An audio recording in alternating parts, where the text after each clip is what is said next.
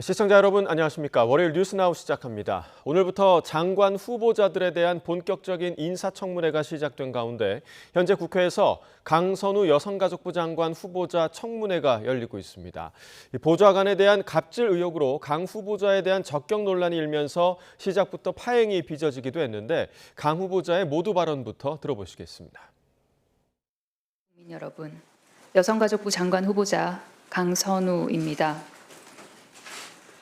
오늘 저는 우리가 사랑했던 모든 것들이 결국 우리를 낙원으로 이끈다라는 하태환 작가의 책 한 구절을 떠올리며 이 자리에 섰습니다.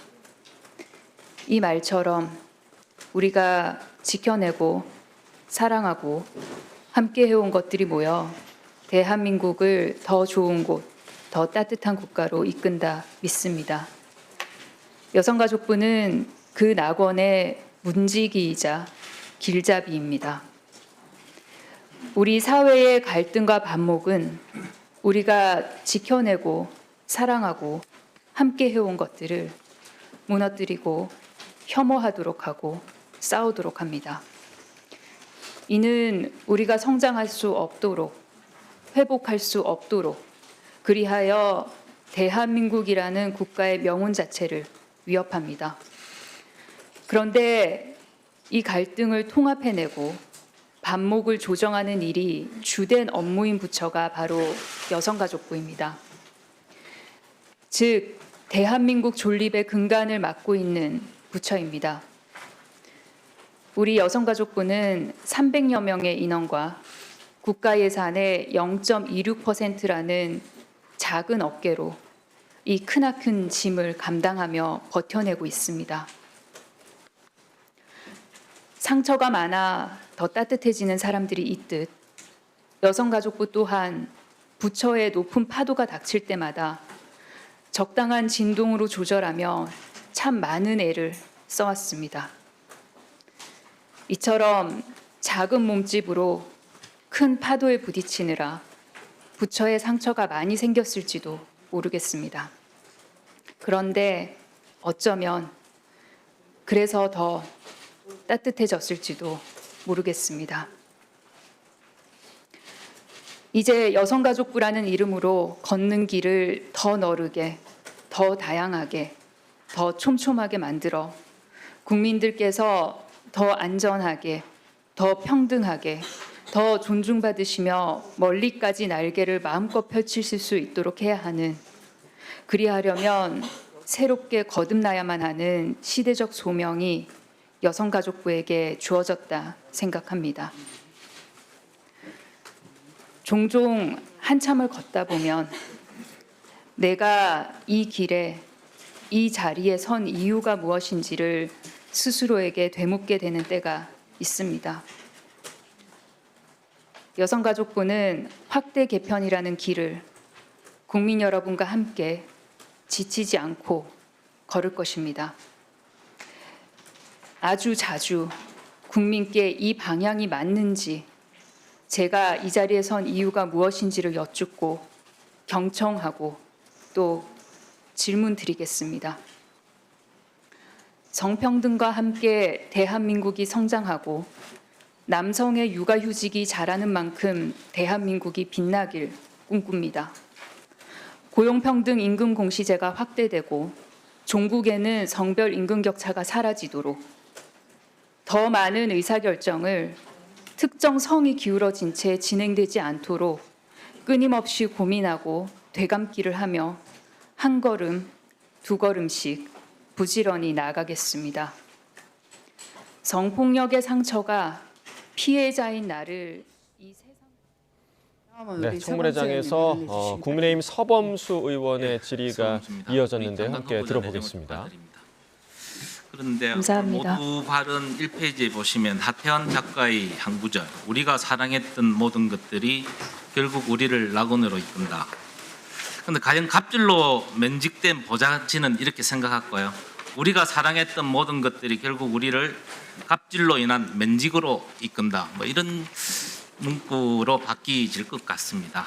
그리고 3페이지에 보면 제가 이 자리에 선 이유가 무엇인지를 여쭙고 경청하고 또 질문 드리겠습니다. 아직도 후보자께서는 여전히 청문위원 자격으로 오신 겁니까? 아니면 후보자 자격으로 오신 겁니까? 라는 의문이 생깁니다. 자, 그런 건 그렇고요. 7월 10 오늘까지 19개 부처 장관 후보자가 다 내정이 되었습니다. 그렇죠? 후보자님. 네, 그런 걸로 알고 있습니다. 이재명 정부 국정기획원에서 활동한 위원은 딱 한 명입니다. 그죠? 장관 후보자 내정된 사람 중에. 그렇다고 우리 알고 강선우 있습니다. 후보자죠. 그래서 그 위원장을 포함해서 국정기획위원회가 50여 명이고 그중에 현역 위원이 22명입니다. 당초에 국정기획에 출범할 때는 사실은 국정기획위원회 가면 장차관으로 입각하기 어려울 거다. 왜냐? 한 2달이라는 짧은 기일에 주요 정책 방향을 설정해야 되기 때문에 도중에 사퇴해버리면 여러 가지 업무 공백 내지는 업무의 차질을 가져올 수 있다는 이야기들이 들렸습니다. 그럼에도 불구하고 우리 후보자께서는 그 50여 명의 내노로 하는 50여 명의 기획위원 중에서도 특히 22명의 현역 위원 중에서 유일하게 지명이 되었습니다. 이유가 뭐라고 보십니까? 업무 능력 또는 전문 지식이 출중하셔서 그렇습니까? 아니면 인사권자의 눈에 띄는 다른 출중한 능력이 있으십니까? 사실 후보자가 여가부 장관 후보자로 내정되었을 때만 해도 민주당에서조차 아닌데라는 이야기들이 많았습니다. 그리고 많은 여성 전문가들도 우리 후보자의 여성 정책 전문성에 의문을 제기하고 있는 것을 감안해 볼 때 과연 어떻느냐 우리 후보자님 한번 말씀을 해보시죠.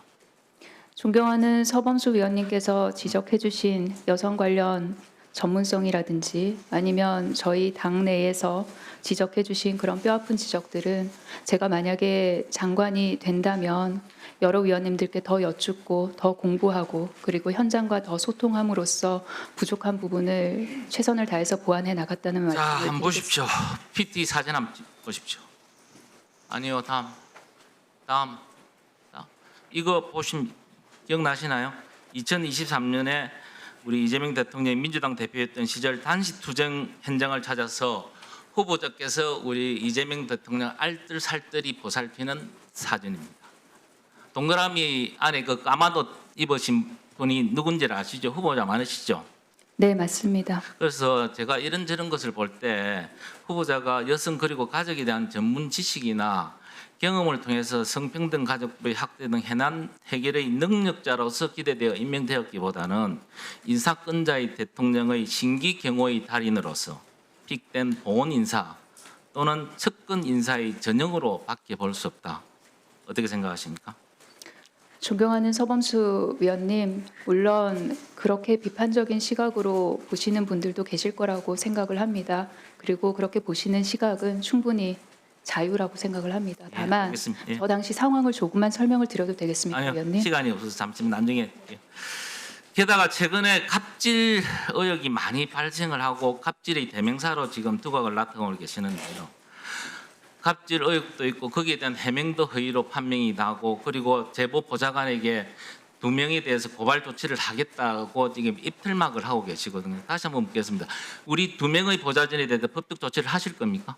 한 적 없습니다, 위원님. 하겠다고 예고를 하셨거든요. 안 하실 하겠다고 겁니까? 예고한 적도 없습니다, 없어요. 위원님. 그렇는가요? 나중에 네. 한번 확인하겠습니다. 다시 한번 확인해 봐 주십시오. 그래서 저는 저는 그런 발언을 한 이런 적이 걸 없습니다. 보면 후보자가 전형적인 약강형이 아니냐. 강자에게는 약하고 약자에게는 강한, 즉 권력에 복종하고 약자를 착취하는 이중적인 태도를 가진 사람이라고 볼 수밖에 없다. 과연 이런 후보자님 여성가족부의 가장 큰 역할이 뭐라고 보십니까? 여성가족부가 하는 업무는 굉장히 다양합니다. 예. 그런데 통합적으로 말씀을 알겠습니다. 드리도록 제가 나중에 말씀을 다시 드리겠습니다. 그래서 결국 제가 보기에는 사회적 약자의 근익 보장이 큰 비중을 차지하고 있다고 봅니다. 그렇죠? 동의합니다, 네. 위원님. 그런데 이런 약강의 인물이 과연 사회적 약자의 근익 보장에 얼마나 진정성을 가지고 있을지 참 우려되는 부분들이 많습니다. 이 부분에 대해서 한번 말씀을 해주시죠. 관련해서 나오는 의혹들에 관해서는 제가 청문회를 진행하는 중에 더 소상히 설명드릴 기회가 있을 걸로 봅니다.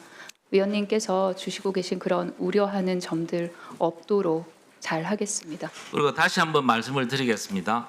아까 제가 잠시 의사진행 발언 때도 이야기를 했지만 감사원 건의기 인건위 관련 우리 후보자께서 개인정보 제공에 미동의를 해서 자료 제출을 안 한 게 많습니다.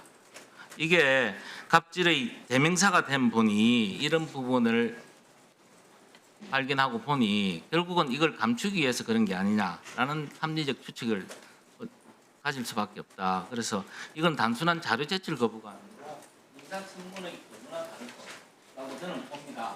그래서 이 자료 제출을 언제까지 해 주실 겁니까? 그리고 이 자료 제출을 해 주셔야 인사청문회가 인사청문회 다음 인사청문회가 그대로 진행이 되기 쉽습니다. 존경하는 서범수 의원님, 말씀 주셨던 그 자료 관련해서는 이미 모두 발언 이후에 저의 입장을 말씀을 올렸습니다. 다시 한번 말씀드리겠습니다. 말씀 주셨던 그 목록을 검토해서 최대한 제출하도록 노력하도록 하겠습니다. 네. 자, 다음은 우리 서영교 의원님 질의해 주시기 바랍니다. 예, 서울 중랑구갑의 서영교 의원입니다. 후보자님, 네, 장관 내정된 걸 축하합니다. 감사합니다, 위원님. 잘해주세요. 최선을 정말 다하겠습니다. 잘해주십시오. 네, 무거운 책임감을 느낍니다. 제가 간절히 요구하고 싶은 건 대한민국이 이대로 가단 대한민국이 소멸될 위기입니다. 인구 관련한 내용이 다시 또 필요하지만 대한민국에 아이를 낳으면 가족이 행복하고 그리고 그 아이의 출생이 행복하고 그리고 또 육아가 행복한 세상을 만들었으면 좋겠습니다. 그렇게 국가가 함께할 수 있게 해주십시오. 네, 위원님께 많이 여쭙고 많이 상의 드리면서 저의 최선을 다하도록 하겠습니다. 근데 이번에 좀 알게 되었어요. 아이가 아프다고 들었습니다. 그렇습니다. 저는 국회의원이 되고 처음으로 발달장애라고 하는 가족들을 만났어요. 그런데 제가 그전부터 듣긴 들었지만 그 발달장애 가족의 어머니들은 아이가 떠난 바로 다음 날 떠나고 싶다. 이런 이야기를 했습니다. 근데 워낙 밝고 또 일을 열심히 하고 그런데 한켠에 아픔이 있다는 걸 알았지만 그 아픔이 그래도 행복 아닙니까? 그렇습니다. 저희 아이는 저의 시작이자 전부이자 마지막입니다. 얼마나 힘들겠어요. 그런데 그래서 또 생활하기도 좀 힘들고 그랬을 겁니다. 사실 아이의 엄마 여성들은 힘이 듭니다. 아이를 낳는 것도 그리고 키우는 것도. 그래서 그동안은 또 한 명의 여성, 저도 그랬고 저희 어머니가 아이들을 키워주셨죠. 또 한 명의 여성이 같이 희생을 해야. 그런데 그렇게 하면서도 행복하더라고요. 그렇죠? 좀 힘들지만 행복해요. 내 아이 때문에 내 아이가 힘에 겹지만 그래도 행복한. 그래서 아까 우리 백승아 의원이 질의했지만 국회의원 모두가 함께 그 발달장애 아이들을 책임지자라고 하는 법안을 만들었고 그 법안을 통과시켰습니다. 그렇죠? 네, 그랬습니다. 잘하셨습니다. 더더욱 사람에 대한 애정을 갖고 있을 거라고 생각합니다. 아이에 대한 애정도 갖고 있고 여성에 대한 애정도 갖고 있고. 아니 대한민국에 여성만 있지 않잖아요. 남성도 절반 여성도 절반. 이제 저는 여성가족부가 성평등 가족 청소년부로 바뀌었으면 좋겠다 이렇게 생각합니다. 그래서 모든 분야를 더 열심히 잘 살펴서 차별받지 않는, 특히 여성이 차별받지 않게 그런 제도 저희들에게 적극적으로 제안하고 추진하고 그렇게 만들어 주시겠습니까? 네, 위원님께 많이 여쭈면서 상의 드리겠습니다. 그리고 주시는 말씀 깊이 새겨서 그것이 예산으로 정책으로 그리고 제도화로 착근할 수 있도록 최선 다하겠습니다. 예, 제가 오늘 이제 여러 가지가 있지만 제가 정책 질의를 좀 하고 싶은데요. 이번에 7월 1일부터 그 이혼한 가정에 양육비를 주지 않는 다른 부모가 있어요. 그래서 양육비를 먼저 지원하고 그리고 후 나라가 구상권을 청구하자 이런 제도가 제가 2012년에 처음 법을 만들었고 그것이 3번의 개정안을 하고 이번 7월 1일부터 실시가 됩니다. 그런데 제가 보니까 모든 양육비를 못 받는 가정에게 주는 게 아니라 그 소득 150%인 가정에게만 지원합니다. 전체 다 해서 5만여 한부모 가족인데요. 그 가족 다에게 저는 좀 지원했으면 좋겠어요. 그래서 제가 또 법안 개정안을 발의하게 될 건데요. 이 모든 양육비를 받지 못하는 모든 가족에게 나라가 선 지급하고 후속 구상권을 청구하는 제도 한번 추진해 주시겠습니까? 위원님과 긴밀하게 상의 드리면서 적극적으로 검토하도록 하겠습니다. 사실 이 양육비 선지급제가 일각에서는 그것을 혹시라도 악용할 수 있지 않겠느냐라는 그런 우려가 있는 걸로 알고 있습니다. 그러나 이는 현 상황을 무엇보다 정확하게 판단을 해야 한다고 생각을 합니다. 그래서 선지급 신청 사례라든지 회수율이라든지 이런 것들을 면밀하게 살펴봐야 할 것이고요. 그리고 소득 기준 완화 관련해서는 여러 가지 리스크라든지 아니면 이 기준을 완화했을 때 오히려 받을 수 있는 혜택이 더 많은 것인지 정확한 숫자와 데이터로 분석을 한 다음에 의원님과 면밀하게 소통을 하도록 하겠습니다. 다만 의원님께서 제안해 주셨던 정책 방향에 대해서는 저도 동의를 하는 바입니다. 책임지고 전면 모두에게 선지급할 수 있게 해주면 좋겠어요. 그런데 여기서 이제 악용하는 사례가 최근에 몇만 원만 좀 보내면 그 후구상권 대상이 안 된다는 겁니다. 제대로 된 양육비를 줘야 되는데 그렇게 빠져나가는 사례가 있다고 합니다. 그 영상 한번 띄워주겠습니까? 양육비 꼼수입니다. 이런 일이 없도록 좀 해주시겠습니까? 네, 꼭 그렇게 하도록 하겠습니다. 이게 직전 3개월 또는 연속 3회 이상 불이행을 해야지 이 신청을 할 수 있게 돼 있습니다. 그 부분이 사각지대라 여겨져서 어떻게 하면 제도 개선을 조금 더 할 수 있을까 검토해 보도록 하겠습니다. 제가 그 부분에서 든든합니다. 강력하게 요구하고요. 이제 더 이상 나누거나 차별하지 않고 그리고 모든 사람들이 그 양육비도 너무 작습니다. 그 어렵게 사는 가족들이 나라가 책임져주고 나쁜 짓을 하는 다른 한부모에게는 나라가 책임을 구상권을 확실히 묻고 처벌할 수 있게 그렇게 갖추면 좋겠다 생각하고 추진해 주십시오. 네, 그렇게 하겠습니다, 위원님. 이상입니다. 예, 수고하셨습니다. 다음은 네, 강선우 여성가족부 장관 후보자 청문회 현장 함께 보고 오셨습니다. 이른바 갑질 논란과 관련한 국민의힘 서범수 의원의 질의, 또 후보자의 발달장애 자녀, 또 정책과 관련한 더불어민주당 서영교 의원의 질의까지 이어서 듣고 왔고요. 자, 청문회 관련 내용 새로 들어오는 대로 계속해서 전해드리겠습니다. 자, 조금 전 보신 것처럼 이재명 정부 초대 장관 후보자들의 인사청문회 슈퍼위크가 시작이 됐는데요. 이번에는 국회 연결해서 그 내용을 좀 들어보도록 하겠습니다. 김다현 기자.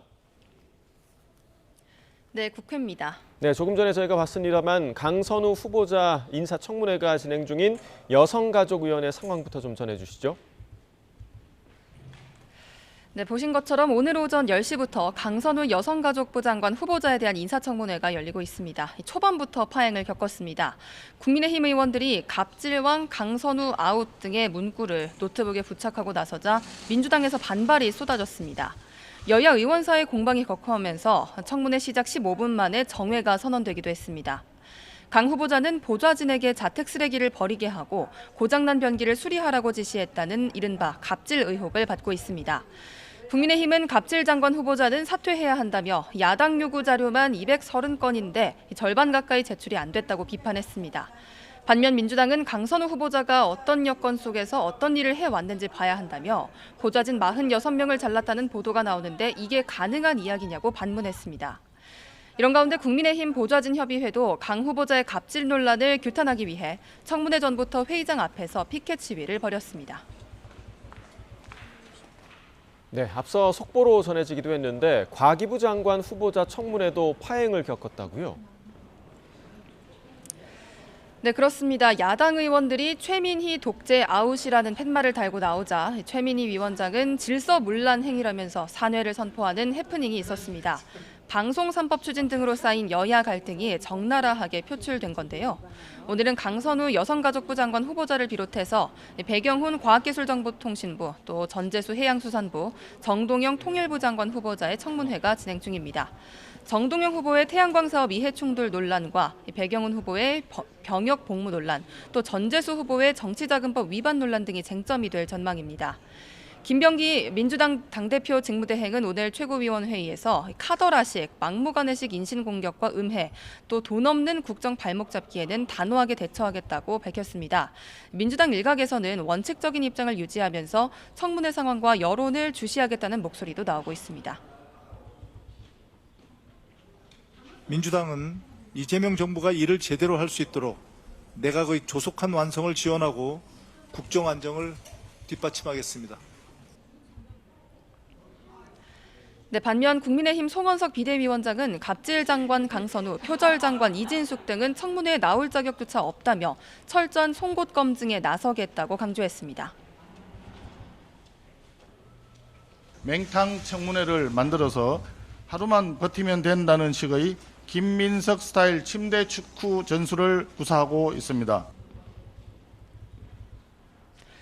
네, 국민의힘은 거대 여당에 비해서 의석수가 적다는 현실적인 한계가 있지만 의혹 제기와 후보자 검증에 앞장서며 한동안 기싸움을 이어갈 것으로 보입니다. 지금까지 국회에서 전해드렸습니다. 네, 조금 전에 들어온 압수수색 관련 소식 하나 좀 전해드리도록 하겠습니다. 서울중앙지검 반부패 수사 제3부에서 홈플러스 사태와 관련해서 현재 롯데카드를 압수수색하고 있는 것으로 조금 전 전해졌습니다. 특경법 위반, 사기 그리고 자본시장법 위반 혐의 등의 고발 사건을 토대로 지금 롯데카드를 압수수색하는 것으로 전해지고 있는데요.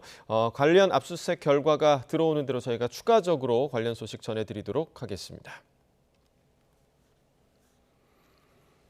네, 다음 소식입니다. 내란 특검이 윤석열 전 대통령에게 오늘 오후에 출석하라고 통보한 가운데 윤 전 대통령이 조사에 응할지 주목됩니다.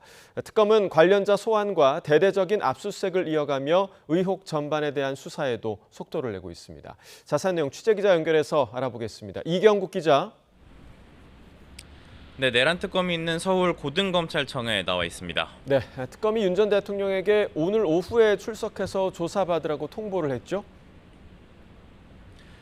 맞습니다. 앞서 윤 전 대통령 지난 11일 건강 문제를 이유로 들면서 특검의 소환 요구에 불응을 했습니다.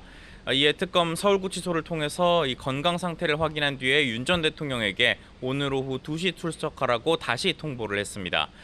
특검 오늘 윤 전 대통령이 출석을 하면 조사를 통해서 일단 구속영장에 담았던 혐의들을 최대한 보강한다는 계획입니다. 나아가서 영장에 적히지 않았던 외환 혐의 조사도 진행할 것으로 예상이 됩니다. 지난해 계엄선포 전 평양에 무인기를 보내 북한 도발을 유도하고 이를 은폐하려 했다는 혐의 등입니다. 특검은 내란 혐의와 외환 혐의 사실상 연결된 범죄 사실이라고 판단하고 있습니다. 네, 이러한 특검 소환에 윤 전 대통령이 응할지 여부가 중요할 텐데 결정이 됐습니까? 일단 내란 특검은 아직 윤 전 대통령 측이 출석 여부에 관한 의견은 제출하지 않았다고 밝혔습니다. 변호인단이 서울구치소를 찾아서 윤 전 대통령을 접견하고 있는 상황인데요. 곧 출석 의사가 최종 확인될 것으로 전망이 됩니다. 윤 전 대통령은 더위와 지병인 당뇨로 인한 건강 악화를 호소하고 있는 것으로 파악이 됐습니다. 앞서 윤 전 대통령 측 서울구치소가 운동 시간을 주지 않고 또 의약품 반입도 어려운 상황이라고 주장하기도 했는데요. 이에 법무부는 이례적으로 구치소 내 윤 전 대통령 처우에 관한 설명 자료를 내기도 했습니다.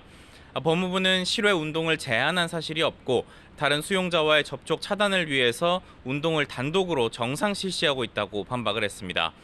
또 의료 문제와 관련해서는 윤 전 대통령이 복용 중이던 의약품을 가져오지 않아서 약품을 우선 지급한 뒤 외부 약품을 허가해 지급했다고 설명을 했습니다. 윤 전 대통령이 머무는 독거실과 관련해서도 거실 내 선풍기가 설치가 돼 있고 수용동의 온도를 매일 확인해서 관리하고 있다고도 설명했습니다. 네, 윤 전 대통령이 오늘도 조사에 불응할 가능성도 있을 텐데 특검도 이에 맞서 강제 조치에 나설 것으로 보인다고요.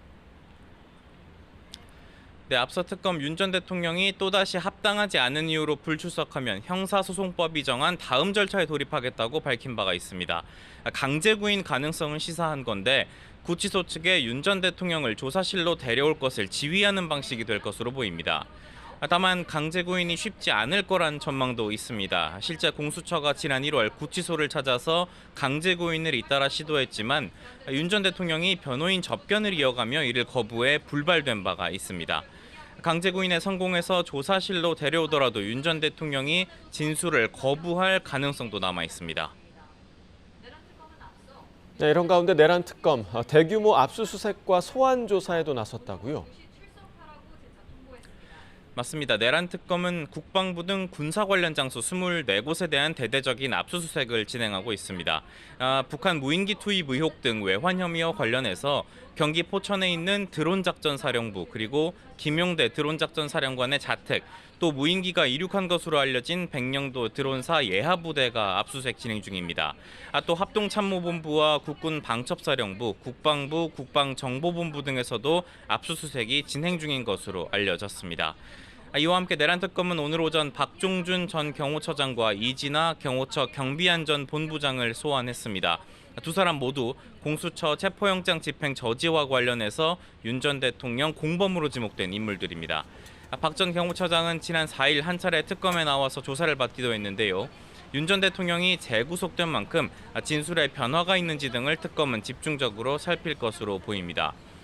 이와 함께 최상병 특검도 윤 전 대통령 경로설 관련 수사에 속도를 내고 있습니다.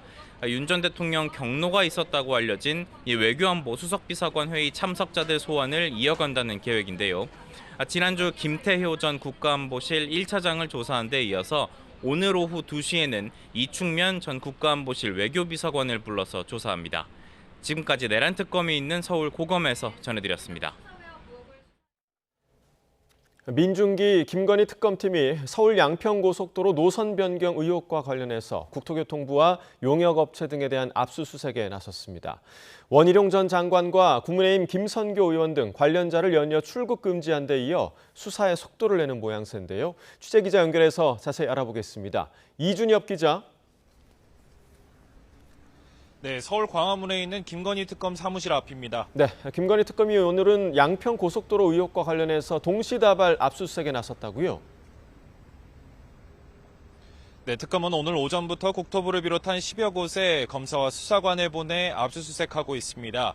양평고속도로 타당성 조사를 맡았던 용역업체 2곳과 해당 업체 회장, 당시 담당 업무를 담당했던 공무원 등이 대상에 포함된 것으로 확인됐는데요.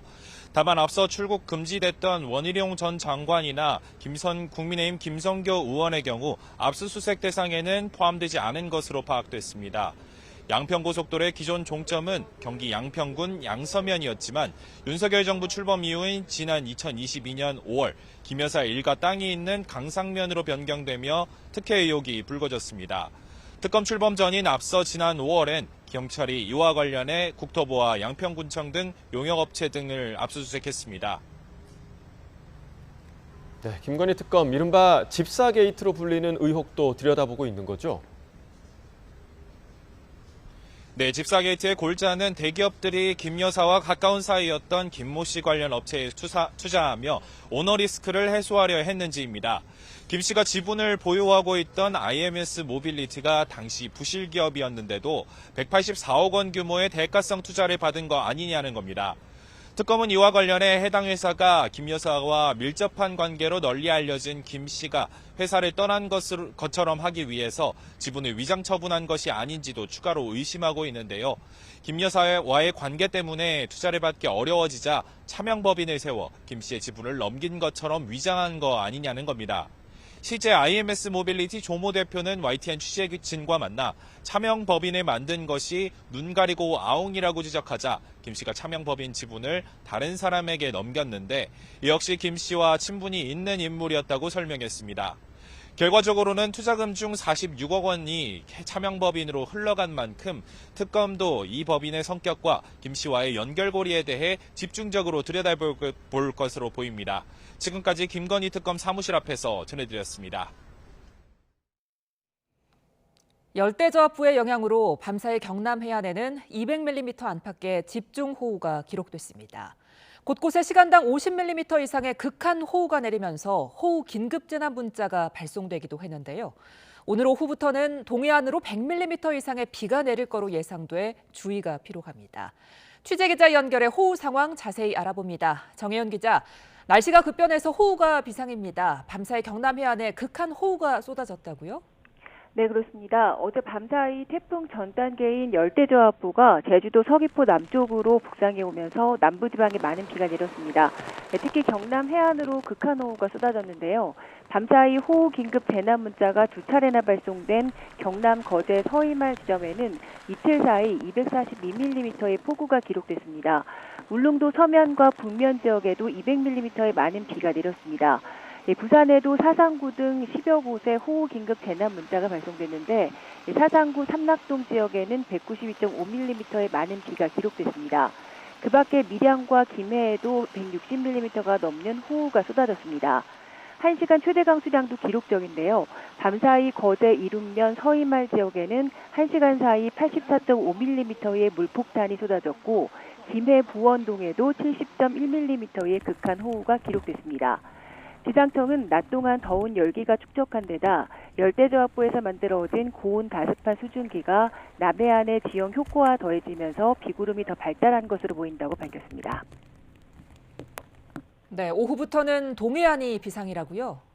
네, 그렇습니다. 남부지방에 영향을 준 비구름은 현재 동해상으로 대부분 빠져나간 상태입니다. 지금은 잠시 내륙의 비가 소강 상태를 보이고 있는데요.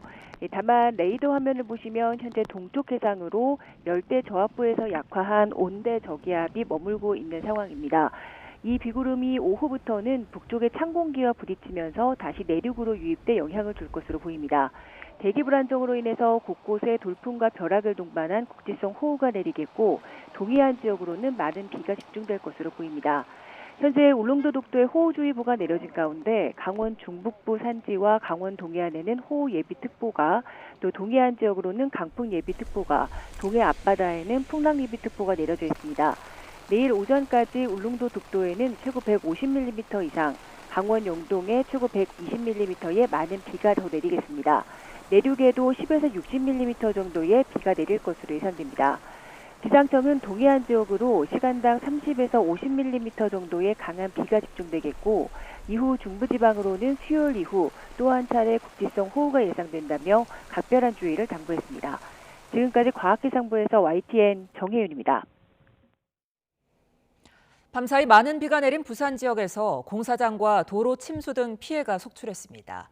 오늘 새벽 1시 10분쯤 부산 괴법동 부산도시철도 사상에서 하단선 공사장에서 빗물이 지하로 쏟아져 공사장 일부가 물에 잠기는 사고가 났습니다. 앞서 새벽 0시 반쯤에는 망미동 근린공원 담장 일부가 무너졌습니다. 부산소방재난본부는 배수지원과 안전조치로 모두 89건 출동했고 침수나 붕괴 위험이 있는 주택에서 38세대 주민 60명이 대피했다고 설명했습니다. 밤사이 한때 경남 지역 곳곳에 호우특보가 발효된 가운데 비 피해 신고도 잇따랐습니다. 경남소방본부와 창원소방본부는 각각 비 피해 신고 40건, 5건을 접수하고 안전조치했다고 밝혔습니다. 소방당국은 어제 저녁 7시 40분쯤 경남 밀양시 가곡동에서 지하차도가 잠길 우려가 있다는 신고를 받고 배수 작업 등을 벌였습니다. 또 어제 오후 5시 40분에는 창원시 마산 하포구에서 화물차가 빗길에 미끄러져 2명이 다쳤습니다.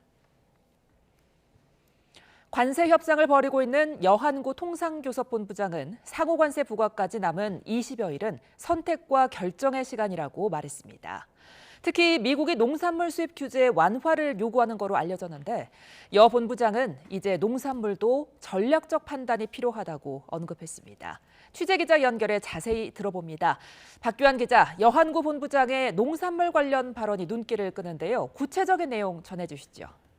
네, 새 정부의 대미 협상을 이끌고 있는 여한구 통상교섭본부장은 오늘 오전 정부 세종청사에서 대미 협상 관련 브리핑을 진행했습니다.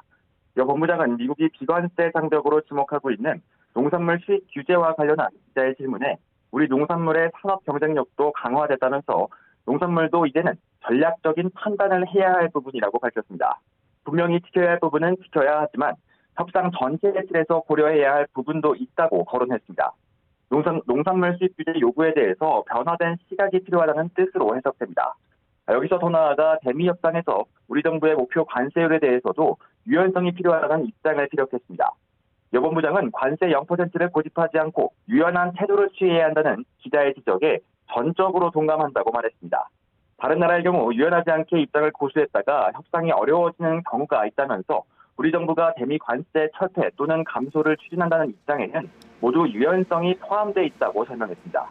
이런 가운데 반도체 품목 관세는 조만간 새롭게 부과될 것으로 관측돼 미국에 우리 정부의 우려를 전달했다고 덧붙였습니다. 네, 미국과의 협상 시한 이제 20여일 남았는데 진행은 어떻게 되고 있습니까? 네, 여 본부장은 상호 관세 부과까지 앞으로 남은 20여일을 우리에게 선택과 결정의 시간이라고 정의했습니다. 특히 랜딩존, 그러니까 합의점을 찾기 위해 딜을 시도하는 주고받는 협상을 준비해야 할 때라고 말했습니다. 여 본부장은 특히 미국의 요구를 어디까지 수용할 수 있을지 국내에서의 합의가 중요하다고 강조했는데요. 이번 주에 관계부처와 이해관계자 그리고 국회와 최대한 협의에 미국이 주장하는 비관세 장벽과 관련해 우리의 대안을 충실히 만들어 다시 협상할 예정이라고 설명했습니다. 여 본부장은 특히 우리나라의 협상안을 만들고 권한을 위임받아가는 과정이 대미 협상 못지않게 중요하다고도 언급했습니다. 하지만 이번 협상이 끝나더라도 미국이 다시 관세를 도구로 사용할 가능성이 있다고 내다보기도 했는데요. 무엇보다 최근 미국이 EU와 멕시코의 관세율을 높인 데 대해선 협상이 끝난 이후까지도 방심할 수는 없는 상황이라고 평가했습니다. 지금까지 YTN 박견입니다.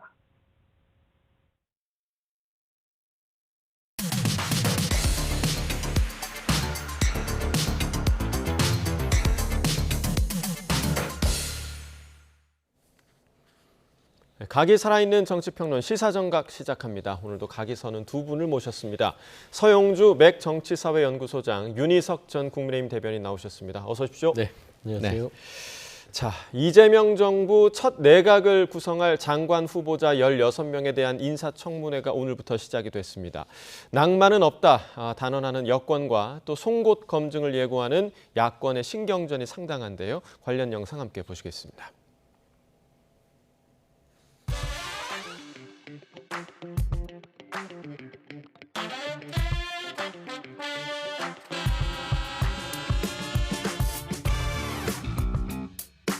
버티기 청문회는 없습니다. 송곳 검증으로 무능과 무책임의 민낯을 벗기겠습니다. 인사청문회가 정쟁의 대상이 된다면 그 피해는 고스란히 국민에게 돌아갈 것입니다.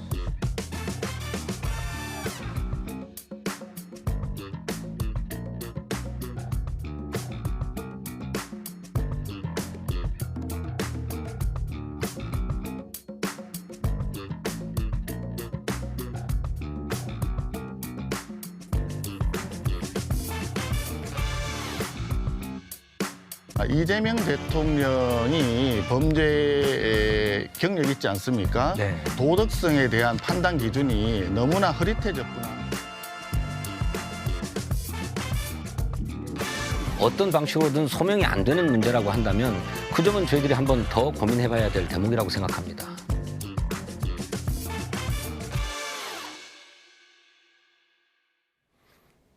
네, 오늘 하루 4개 인사청문회가 열립니다. 지금 현재 열리고 있는데 그중에서도 가장 뜨거운 청문회 바로 강선우 여성가족부 장관 후보자 청문회가 아닐까 생각이 됩니다.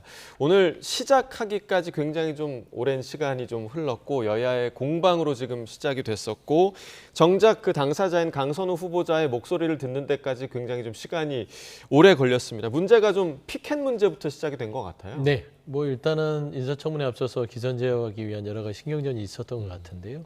사실 강선우 여가부 장관 후보자 같은 경우는 청문회에 앞서서 여러 가지 본인을 둘러싼 보좌진과의 갑질 의혹 부분 때문에 굉장히 진통을 겪었던 것으로 알고요. 예. 사실 여론 자체가 그렇게 썩 우호적이지는 않았다.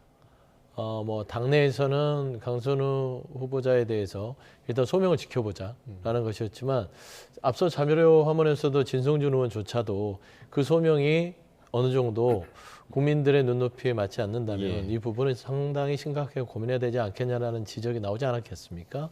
그리고 대통령실에서도 사실 우상호 정무수석이 언론 보도를 통해서 나온 발언을 보면 비슷합니다. 걔가.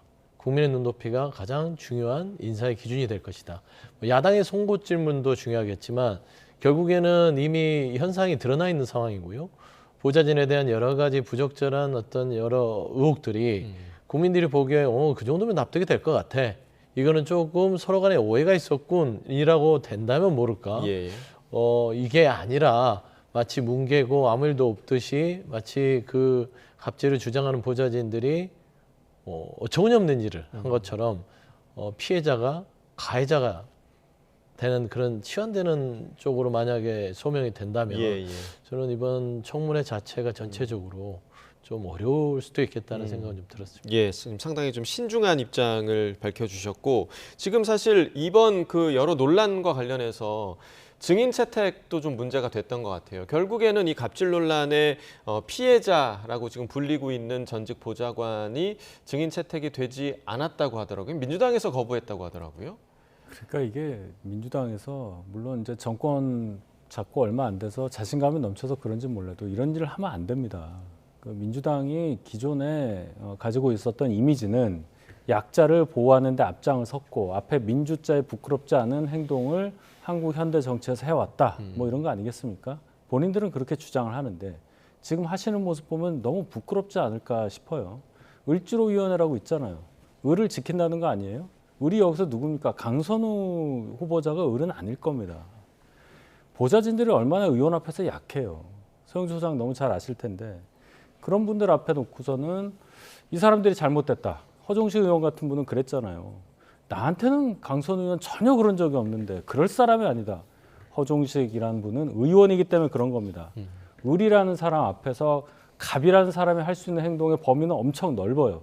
그런데 그런 것을 인간관계나 어떤 직무관계에 있어서 강선우 의원이 그동안 잘 못했다는 것이 드러난 거 아닙니까? 이 정도 되면 새 정부 출범에 맞춰서 이재명 정부가 잘하고 있다는 평가를 받고 있는 가운데서 과감하게 잘라줄 것은 잘라주는 모습을 보여야지 당에서 민주당에서 여당이 거대 여당이 이런 식으로 청문회를 뭔가 희화화하는 모습을 보여주고 또 이렇게 시간 끄는 모습 오늘 시간 잘 가고 있습니다.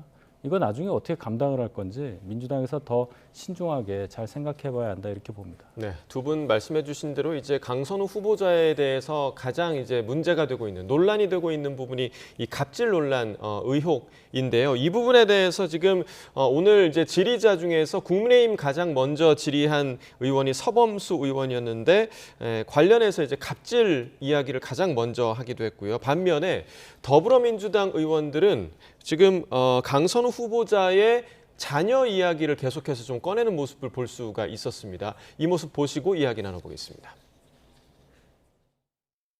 22년에 후보자님께서 여야 의원 전원에게 직접 손편지를 보내서 발달장애 참사 대책 마련 특위 출범을 요구하는 결의안 참여를 요청하셨죠? 네, 그렇겠습니다. 발달장애인을 돌보는 것이 어렵고 힘들겠다라고 짐작되는 것보다 더 거칠고 아픕니다. 관련해서 이 돌봄은 국가가 책임을 져야 하고 그리고 국가가 책임을 지려면 그들이 어떻게 살아가는지 알아야 합니다. 자, 지금 백승하 의원이 오늘 첫 번째 질의자였는데 이 발달장애 이야기를 꺼냈고 지금 조금 전에 이제 강선우 후보자가 답변하는 모습을 보셨고 저희가 앞서서도 지금 뉴스 첫머리에 지금 진행되고 있는 청문회를 들려드렸는데 서영교 의원도 마찬가지로 이제 강선우 의원의 자녀 이야기를 좀 꺼냈습니다. 발달장애 자녀 이야기를 꺼냈는데 자, 이 이야기를 꺼내는 의도에 대해서 좀 보는 시각이 좀 다를 것 같아요. 서 수장님 어떻게 다른 보셨습니까? 시각도 있을 거는 같은데 사실상 강선우 후보자가 가정사에 발달장애 자녀를 두고 있고 여러 가지의 그런 어려움 속에서도 의정활동과 어떤 국가에 대한 선출직 공무원으로서의 직을 수행해 왔다. 공적인 부분들에 있어서 잘하는 부분 그리고 그런 자격이 있는 부분들을 부각시키려는 그런 질의가 아니었을까 싶어요.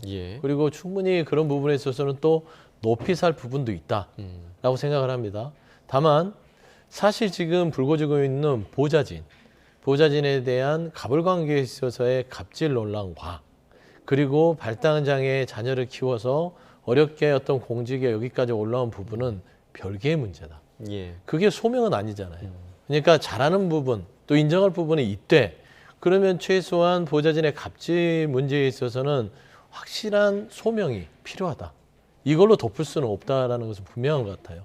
이게 제가 말씀드리는 것은 제가 민주당의 입장으로 봤을 때는 이렇게 좀 옹호하고 덮을 수는 있으나 피해자가 존재하고 각각의 상황 속에서 이재명 정부의 가장 큰 기조가 억강부약입니다. 그러면 강한 사람을 어느 정도 누르고 약한 사람을 세움으로써 대동이라는 세상을 만들어서 평등하게 살자. 결국에는 그런 역할을 하는 게 여가부의 입장일 때 어떤 여러 가지 발달장애를 키우는 자녀로서 아니 부모로서의 어떤 아픔과 공적인 부분을 인정을 하고 여가부 장관이 잘할 수 있겠으나 지금 국민들이 지금 궁금한 건 그 갑질 논란이 사실입니까? 그리고 우리가 이해할 만큼만 이야기를 해보시죠. 라는 것이기 때문에 저는 이 부분과 그 부분이 서로 다른 영역에서의 질의로 오늘 청문회에서 이어져야만 오늘 청문회가 무던히 국민의 눈높이에 맞는 청문회로 마칠 수 있지 않을까 그래 생각합니다. 이 사안과 관련해서 강선우 후보자가 조금 울먹거리는 모습을 보이기도 했고요. 그래서 이게 그러면 민주당 의원들과 함께 좀 동정 여론을 형성하려는 거 아니냐라는 비판이 나올 수도 있을 것 같아요. 동정 여론 형성되기가 어렵죠. 강선우 의원 울먹거릴 필요 없습니다. 어차피 장관 임명될 가능성이 굉장히 높아요. 여기서 중요한 거는 민주당 서영교 의원 같은 분이 나와서 응원하면서 자녀 얘기 이렇게 하는 모습, 민주당 원내대표 선거까지 나오신 4선 의원 아닙니까? 잘 한번 오늘의 행동을 돌아보시기 바랍니다. 이런 행동하라고 국회에 이렇게 오랫동안 보내드린 게 아닐 텐데 지역 구민들이 굉장히 부끄러워할 것입니다. 보좌진들이요. 어느 누구의 소중한 아들, 딸들입니다. 그분들도. 그런데 여기서 자녀 얘기를 하면서 지금 보좌진 갑질 논란에 대해서 덮으려고 한다. 다 사전에 작전 짜고 왔다고 볼 수 있는데 이런 정도 수준으로 국정을 운영할 생각이라면 민주당 앞으로 더 심각하게 현 상황을 지켜봐야 한다. 민주당 전체가 갖고 있는 가치 연대를 무너뜨린 일입니다. 민주당은 보좌진들이 열심히 일을 해서 의원들과 동료로서 같이 일을 하고 더 나아가서 국회의원으로 진출하는 선순환 구조를 만든 당이라고 알고 있습니다. 지금 이 상황에서 당의 4선, 원내대표, 재선 의원 할 것 없이 단 한 사람도 민주당 보좌진들을 보호하는 역할을 하지 않고 오히려 강선우 의원의 저런 행동을 비호하고 피해받은 분들을 피해 호소인으로 격하하면서 2차 가해하고 있는 것, 민주당 보좌진들 거의 2,000명 가까이 되겠죠. 사기를 엄청나게 떨어뜨릴 것이고 누굴 믿고 그분들이 일하겠느냐. 민주당의 앞날에 굉장히 안 좋은 영향을 끼칠 수밖에 없는 강선우 후보자 지명이라고 생각합니다. 자, 최근 그 갑질 논란 제보를 한 전직 후보 그 보좌진과 관련해서 강선우 후보자 측에서 이제 법적 조치를 할 것이다라는 얘기가 들리긴 했는데 오늘 청문회에서는 그런 말 한 적 없다라고 이야기를 했거든요. 아무래도 이 부분과 관련해서 2차 가해 논란이 또 일고 있기 때문에 이 부분을 좀 의식한 게 아닐까 생각이 좀 드는데요. 의식이 되겠죠. 일단 법적 조치의 말은 던졌으나 그건 본인의 생각과 무관하다라고 청문회에서 밝힌 걸로 제가 들었고 확인했습니다. 그런데 참 이게 난감한 게 어떤 본인의 여러 가지의 사회생활의 불이익을 감내하고 물론 이제 그 이야기를 들어봐야 알겠지만 그 보좌진들은 의원이라든지 이 정당 내에서의 지도부에 비교했을 때는 굉장히 미미한 힘을 갖고 있습니다. 예를 들어 여의도 정치권에서 보좌진 생활을 하려면 이런 일로 찍히면 어디에 발붙일 수가 없어요. 이게 어떤 바깥에서 평가를 나쁘게 하는 게 중요한 게 아니라 그 누구도 그 사람을 데려다가 쓰기가 좀 꺼리낌직하겠죠. 그럼에도 불구하고 본인의 어떤 상처된 부분들을 치유받기 위해서 전 제보를 했다고 보는데 이 부분을 마지막에 인사청문회를 앞두고 그 의원실에 그 어떤 담당 보좌관이 개인의 의견이라고 해명을 했던데 이거는 명백하게 결국에는 그 입을 막겠다는 처사로밖에 안 보여서 2차 가해 비판에서 자유로울 수 없습니다. 그래서 저는 이런 부분들이 좀 매끄럽지 않아요. 그러니까 저는 그냥 담백하게 이런 사실이 있었다고 하면 설령 그게 진위가 A라는 보좌관에게는 엄청난 그 아픔과 상처가 됐다 할지라도 또 강선우 후보자 입장에서는 이게 그렇게 큰 아픔이 될지 모르고 했던 어떻게 무의식 중의 행동일 수도 있습니다. 그러면 그런 부분에 있어서 무리를 일으킨 부분들, 상처 준 부분들 사과를 미리 하고 다시는 이런 일이 없도록 하겠다. 제가 주의를 살피겠다. 그런 마음으로 제가 장관직을 수행하겠습니다 하면 좋았을 텐데 처음부터 이 해결 방식이 그 말한 부자진이 거짓말이고 허위고 명예훼손했다고 가버리면 갈등을 조정해야 될 여가부 장관 후보자로서 국민들이 보기에 과연 맞나? 갈등을 더 초래하게 되는데 해결 능력이 있나? 라고 하는 것이거든요. 저는 이런 부분에서 주위에서 좀 조언을 할 때 좀 지혜롭게 했으면 어땠을까? 라는 아쉬움이 남지만 사실관계만 일단은 확인을 해서 일단 국민의 평가를 받는 거. 아직 시간이 남아있기 때문에 좀 지켜볼 대목 같습니다. 예, 대처가 상당히 좀 아쉽다라는 평가를 해주셨는데 실제로 이제 이번 청문 전국 속에서 벌어진 이 논란에 대해서 대통령실 역시 좀 난감한 기류가 느껴지는 분위기입니다. 우상호 대통령실 정무수석 그리고 지난 주말 대통령과 오찬을 하고 온 정규재 주필의 인터뷰 내용을 잠시 좀 들어보겠습니다. 심각하다 이렇게 얘기하면 이제 바로 낙마 이렇게 생각하실 것 같아서 국민의 기준에 맞나 안 맞나 보는데 이제 어떤 경우는 국민들 눈높이에 좀 안 맞는 일이 있었구나 하는 그런 분들도 있는데요. 과거에 낙마했던 후보자들과 비교해 볼 때 어떤 수준인가 이런 것들도 좀 점검해 보고 있습니다. 어쨌든 청문회를 좀 지켜보자는 입장이라서요. 청문회가 끝난 이후에 국민 여론들을 종합적으로 검토해 볼 그런 생각입니다. 이 대통령도 이런 얘기를 했습니다. 이 여성 쿼터는 채워야 되는데 대통령이 이제 장관인 사람에서 여성 쿼터에 대한 나름대로 이 의무감을 가지고 계시는 것 같아요. 그런데 여자를 그래도 몇 명은 좀 써야 되는데 정말 사람이 없어서 큰일이다. 이런 요지의 얘기를 했습니다. 최소한 몇 명의 선에 지금 여성이 그렇게 많은 형편이 아니거든요. 중소기업부 장관 해서 몇 명 안 되는데 여기서 또 물려야 된다. 또 새로운 뭔가를 써야 된다. 아마 대통령이 이거 정말 새로 쓸 사람이 없다. 이렇게 아마 당혹감을 느끼는 것 같습니다. 자, 일단 대통령실에서도 청문회를 지켜본다라는 입장이긴 하지만 좀 우려가 섞여 있는 것은 사실인 것 같습니다. 일단 인사청문 TF를 꾸렸다고 하는데 이게 좀 어떤 걸 더 들여다보겠다고 하는 일단 인사검증 TF라는 것들은 전체적으로 검증도 검증이겠지만 차후에 인사청문회가 진행되는 상황 속에서 5대 기준, 7대 기준보다 더 높은 국민의 기준.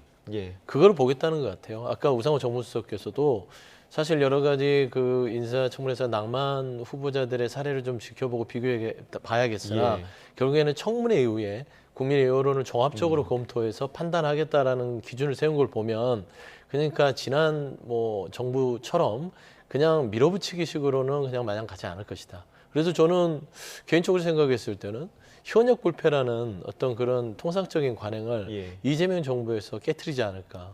좀 그렇게 보거든요. 오히려 깨트릴 가능성이 저는 있다. 그럴 가능성을 매우 높게 보고 있습니다. 그래서 일단 청문회 과정에서 강순 후보자가 어떤 소명을 하는지 저도 그래서 궁금한 한 사람이다. 그런 말씀드립니다. 그리고 이제 이후에 저희가 들어봤던 정규재 주필 같은 경우는 대통령이 여성 쿼터제에 대해서 좀 의무감을 가지고 있는 것 같다라는 의견을 밝혔는데 이 부분 좀 어떻게 들으셨습니까? 충분히 이해를 합니다. 이재명 대통령 입장에서는 여성의 사회 진출을 더 활발하게 한다는 차원에서라도 내각에 여성을 조금 더 보유하고 싶어 하는 그런 의지를 밝힌 걸로 보이는데 생각보다 지금 진척이 잘 안 된다. 지금 문제가 있다고 지적되고 있는 후보자들 보면 강선우, 이진숙 다 여성들이시잖아요.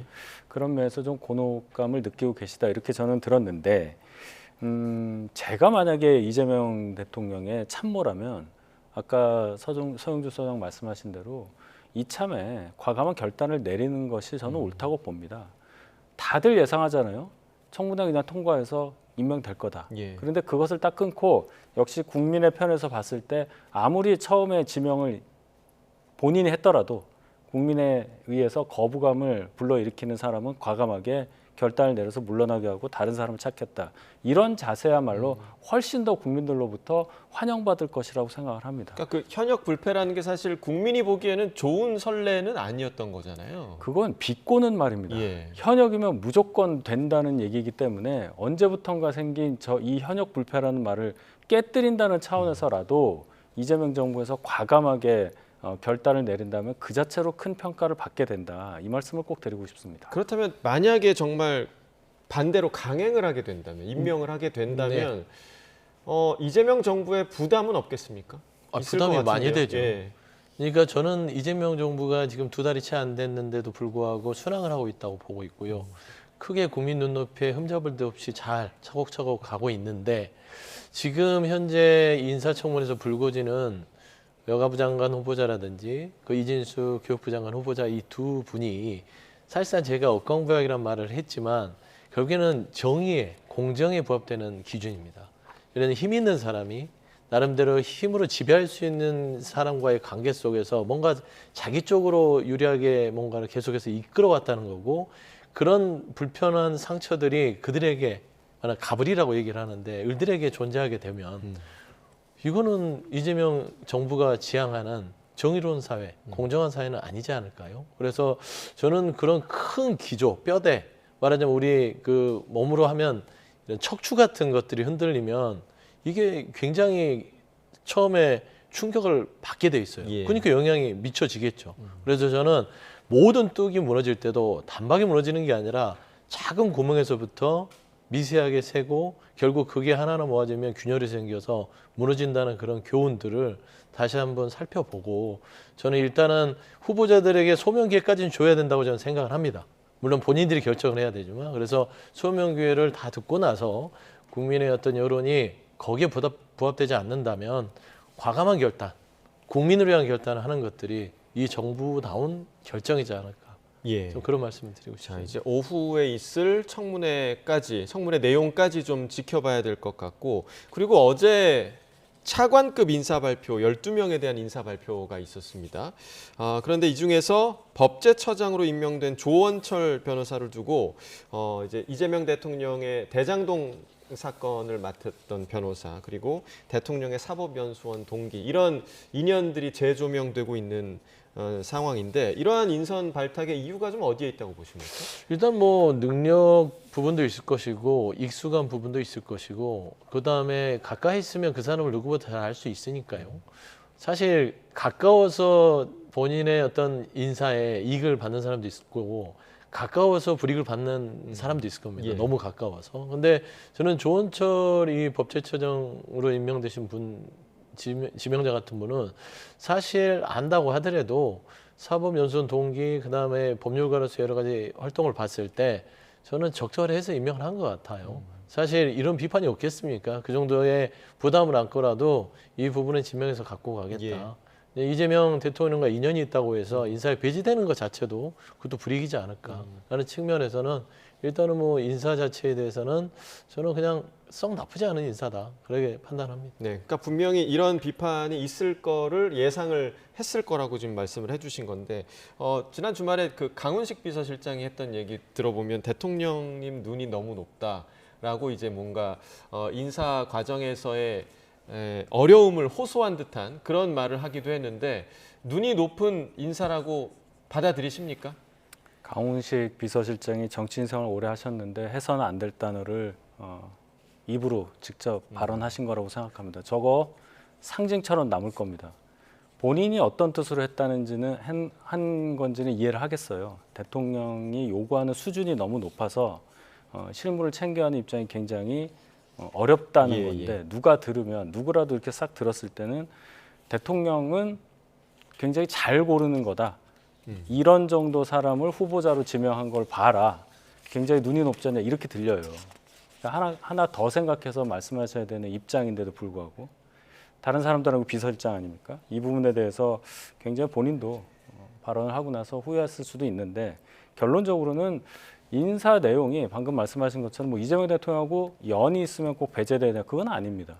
근데 꼭 법률 관련한 그런 자리에는 왜 꼭 이재명 대통령의 재판에서 변호를 했던 분들만 가느냐 느낌이 서늘합니다. 민정수석실 산하 비서실에 그 비서관들을 여러 명 그런 변호인 출신들을 임명을 했던 것에 뒤이어서 법제처장 이 자리는요. 법률안을 성안하는 과정에서 대단히 중요한 역할을 하는 곳이기 때문에 이재명 대통령 관련한 그 지긋지긋한 단어 있잖아요. 사법 리스크. 이걸 염두에 두고 임명을 한 건가 임명을 한 것이 아닌가라는 생각이 들 수밖에 없는 인사다. 굳이 왜 이렇게까지 하느냐? 저는 굉장히 의심을 합니다. 또 네이버라는 특정 기업에서 지금 강요 2명이 지명이 됐고 한 분은 수석이에요. 용산 대통령실의 수석 비서관입니다. 단순한 한 기업에서 그렇게 많은 분들을 지명했다 이게 아니라 성남시장, 그 당시 또 뭐 경기도지사, 그때 네이버가 성남 판교에 본사를 옮기는 과정에서 받았던 여러 가지 일들을 다시 떠올리게 하는 거란 말이죠. 이런 것들은 왜 강우식 비서실장이 그러면 국민 눈높이를 전달해서 대통령의 눈높이를 국민의 눈높이와 맞추는 역할을 하지 않았느냐, 이런 비난을 안 할 수가 없습니다. 예. 자, 관련해서 혹시 네, 더 뭐 이제 해주실 얘기. 이 문장 자체가 오해를 받을 수는 있는 문장 같아요. 그러니까 이게 이제 그 대통령을 추켜 세우는 듯한, 차라리 그냥 좀 더 평이하게 인사를 여러 가지 설명하고 추천함에 있어서 실무자라서 굉장히 까다로우신 분이다 정도를 얘기했으면 좋을 것 같은데, 굉장히 눈이 높다, 해안이 뛰어나다, 뭐 이런 식으로 하는 것들은 뭐 국민들이 했을 때는 옆에서 모시는 사람으로서 왠지 뭔가 좀 말하자면 립 서비스하는 듯한 민망한 느낌도 있고요. 그럴 수도 있죠. 그래서 조금 이제 단어를 편안하게 이제 강원식 비서실장이 얘기하는 스타일이라서 그런 것 같은데, 조금 더 비서실장의 자리가 국민들이 보고 있다고 생각했을 때는 뭐 이재명 대통령의 인사에 있어서는 굉장히 까다롭다 정도 하면 굉장히 조금 더 어감이 잘 다가오지 않을까, 그런 좀 아쉬움이 있습니다. 알겠습니다. 자, 마지막으로 이제 국민의힘 내부 사정을 좀 알아보고 마치도록 할 텐데, 어제 윤희숙 위원장이 기자간담회를 열었습니다. 근데 이 자리에서 그동안은 사실 조금 미온적이었던 인적 쇄신과 관련한 조금 구체적인 얘기를 한 것 같아요. 어제 기자간담회 내용 좀 어떻게 들으셨습니까? 일단 이제 저희 당이 계엄 이후 벌어졌던 여러 상황, 또 그 전, 뭐 그 즈음 해서 이렇게 어렵게 된 8가지의 구체적인 사례를 거명을 하면서 그와 연관된 분들 사과하라, 그럴 의지가 없으면 이제 당을 떠나라, 이런 말씀까지 하셨습니다. 8개, 꼭 8개여야 하느냐, 뭐 이런 얘기는 아니고요. 여러 얘기 중에 결국 굉장히 잘 짚으신 부분도 있고, 굳이 이걸 짚어야 하느냐, 그런 것도 있습니다. 중요한 거는 윤희숙 위원장이 갖고 있는 생각이 과연 혁신이라는 이름에 걸맞는 것이냐 하는 안팎의 평가예요. 일견 들으면은 그럴 수도 있다 하지만 윤희숙 위원장 본인부터가 8개로 거론한 그 일 중에 뭔가 좀 연관되는 부분이 있어요. 예를 들어서 김문수 후보가 단일화 약속을 지키지 않았다는 부분을 얘기를 했습니다. 그리고 강제 단일화했던 부분도 얘기를 했어요. 여의도연구원 원장으로서 지난 대선 경선 과정에서 윤희숙 여연 원장이 가장 최초로, 당내 유력 인사 중에 최초로 김문수 후보가 단일화 의지 없으면 사퇴하라는 말을 했습니다. 그리고 한덕수 전 총리로 옹립하에 가려는 당 지도부의 모습과 유사한 모습을 보였단 말이에요. 거기에 대해서 본인은 어떻게 생각하는지부터 말씀을 하신 후에 그 후에 이러한 것들을 말씀하셨으면 훨씬 좋았을 것이라고 보고, 이렇게 애둘러 갈 필요가 없습니다. 이제 실명이 나와야 할 상황이에요. 저희 당이 지금 그 정도로 어렵습니다. 당내에서 지금 대선 끝난 지가 한 달이 훨씬 지났는데도 한 발짝도 앞으로 못 나가고 지지율 볼 것도 없이 계속 떨어지고 있습니다. 여기서 뭐 고담준론할 필요도 없고요. 뭐 간접적으로 얘기할 필요도 없습니다. 딱 집어서 혁신위원장으로서 직을 걸고 본인의 정책명을 걸고 더 강하게, 더 선명하게 국민들께 메시지를 보내는 것만이 혁신위원장으로서의 임무를 다하는 것이다. 저는 그렇게 봤습니다. 어제 그 기자간담회에서 최고위 관련 이야기도 좀 있었습니다. 당 지도체제를 당대표 1인의 단일 지도체제로 바꾼다라는 혁신안을 내놓기도 했는데, 이 부분에 대한 반발의 목소리도 상당하거든요. 권영세 전 비대위원장의 목소리를 들어보겠습니다. 대단히 좀 문제가 있다고 생각을 합니다.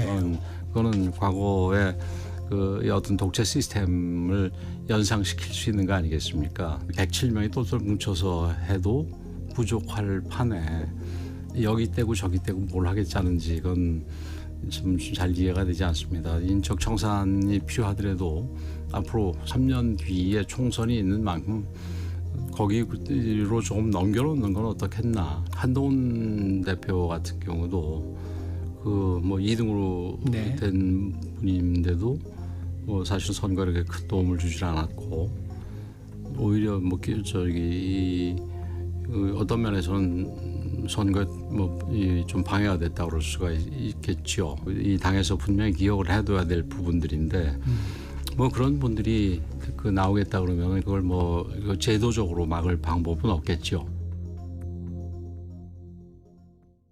최고위원제를 없애는 부분이 골자인데 이 부분 좀 어떻게 보시죠? 그 혁신위의 최고위를 없애는 부분들은 총재 시절로 이제 회귀하겠다는 거거든요. 예. 저는 왜 이렇게 거꾸로 가지? 그리고 권영세 의원 자체는 이 부분을 지적한 거는 어떤 민주적 절차가 바뀌는 거를 지적하는 게 아니라 한동훈 전 대표를 견제하는 겁니다. 예. 만에 하나 이렇게 총재 형식의 그 지도 체제를 만들어 놓으면 한동훈 전 대표가 나와서 덜컥돼 버리면 친윤들이 아무것도 할 게 없죠. 한동훈 대표가 무소불위의 권한을 가지고 당을 다 장악할 건데 이런 도박을 왜 하냐라고 저는 들리거든요. 저는 그게 권영세 의원의 일성 같고요. 사실 지금 이준수 그 혁신위원장이 던지는 혁신안은요. 정말 국민들을 눈 가리고 아웅하는 혁신이다. 본인은 권한이 없잖아요. 송원석 비대위에서 오케이를 해주지 않으면 선언적 의미고 그냥 꽹과리 치는 수준입니다. 예. 그래서 너무나 쉬운 길이 있는데 어려운 일들을 지금 하면서 혁신을 할 것처럼 떠들고만 있어요. 제가 말씀드리는 것은 세 가지만 하면 됩니다. 지난 김영태 전 비대위원장이 얘기했던 첫 번째 탄핵 반대에 대한 당론을 철회해라. 두 번째 5월 10일 날 후보 교체를 야밤했던 정당 민주주의를 파괴했던 당내 인사들의 책임을 물어라. 그 다음에 윤석열 전 대통령에 대해서 체포 저지를 했던 45명의 의원들, 거기는 송원석 의원도 포함이 되고요. 예. 그런 분들에 대한 책임을 엄중하게 특검 통해서 묻겠다. 이 정도만 하더라도요. 혁신은 성공합니다. 왜 사과 반송 반대하는 사람들을 인적 청산 대상으로 하겠냐. 나경원, 장동원 의원이 최근에 사과할 필요 없다고 했지만 그거는 3년 뒤 얘기잖아요. 인적 청산 3년 뒤에 하면 뭐 할 겁니다. 3년 안에 국민의힘이 존치할지에 대해서도 의문이다. 라고 생각하는 사람이 많으실 거예요. 예. 자, 마지막으로 어떻게 가야 합니까? 국민의힘은요? 최고위원회 없앤다는 것이 뭐 당대표 한 사람에 의한 강력한 지도체제를 만든다는 것으로 보일 수 있는데 저는 역으로 생각합니다. 최고위원회가 없어짐으로써 선출되지 않은 사람들로 중앙당무회의를 만든다는 거잖아요. 오히려 그 중앙당무회의라는 것에 지위를 격하는 거라고 생각합니다. 즉 당대표 지위를 격한다는 것으로 보고 결국 그것이 실현이 되면 의원총회가 사실상의 최고 의사결정 기구가 된다는 면에서 보면 구주류라고 볼 수 있는 분들이 이러한 혁신안을 혁신안으로 포장시켜서 주장하고 있는 게 아닌가 하는 강한 의심이 들고요. 계엄에 관련해서조차 지금 표결을 해도 나는 찬성하지 않겠다라고 하는 분들이 아직도 당에 있습니다. 예. 107명 정부가 똘똘 뭉쳐야 한다는 대의에는 동의하나 어떤 107명이냐가 더 중요하다는 말씀을 끝으로 드리고 싶습니다. 네, 알겠습니다. 여기까지 듣겠습니다. 서영주 맥정치사회연구소장, 윤희석 전 국민의힘 대변인과 이야기 나눠봤습니다. 두 분 말씀 고맙습니다. 네.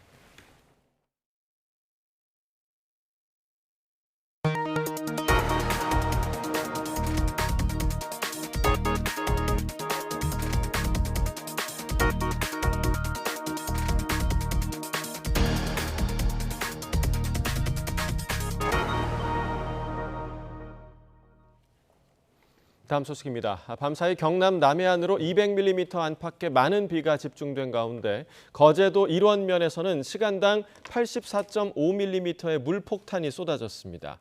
그 밖에 김해와 부산, 밀양 등에서도 시간당 50에서 70mm의 극한 호우가 쏟아지며 150에서 200mm의 누적 강수량이 기록됐습니다. 기상청은 제주도 남쪽 해상으로 열대저압부가 북상하며 다량의 수증기가 유입된 데다 경남 해안 부근으로 지형 효과가 더해 많은 비가 집중됐다고 밝혔습니다. 오늘부터 내일까지 동해안을 중심으로 많은 비가 내리겠습니다. 지구온난화로 바다가 뜨거워지는 가운데 특히 한반도 주변의 해수면 온도 상승이 더욱 심합니다. 봄철에 잠시 주춤했던 바다 온도가 다시 올라가면서 올여름 국지성 호우 위험을 높였습니다. 황윤태 기자입니다. 2022년 8월 8일 관악구와 동작구 등 서울 남서부에 기록적인 폭우가 쏟아졌습니다. 눈 깜짝할 사이에 주택가가 물에 잠기면서 신림동 반지하에 살던 일가족 3명이 숨졌습니다. 당시 서울 동작구에 내린 비의 양은 집중호우 기준인 시간당 30mm의 4배가 넘었습니다. 도시의 배수 능력을 압도해 큰 피해를 부르는 국지성 집중호우는 2000년대 들어 빈발하고 있습니다. 시간당 100mm가 넘는 극한호우도 지난해에는 최근 10년 평균의 10배 넘게 발생했습니다. 원인은 탄소 배출 증가로 인한 전 지구적 온난화입니다. 기온이 1도 오르면 대기 중 수증기량은 7% 늘어나고 대기가 불안정해지면서 거대한 비구름이 좁은 지역에 만들어집니다. 지구온난화로 뜨거워진 바다에서 수분 증발량이 늘어나 물폭탄이 한반도로 밀고 들어오는 것도 주요 원인입니다. 우리 바다는 깊이가 얕아서 열을 빠르게 흡수하고 대륙의 갇힌 형태라 열 축적률도 높습니다. 실제로 2010년 이후 연평균 상승폭을 보면 서해가 0.54도로 가장 높고 남해와 동해가 뒤를 이었습니다.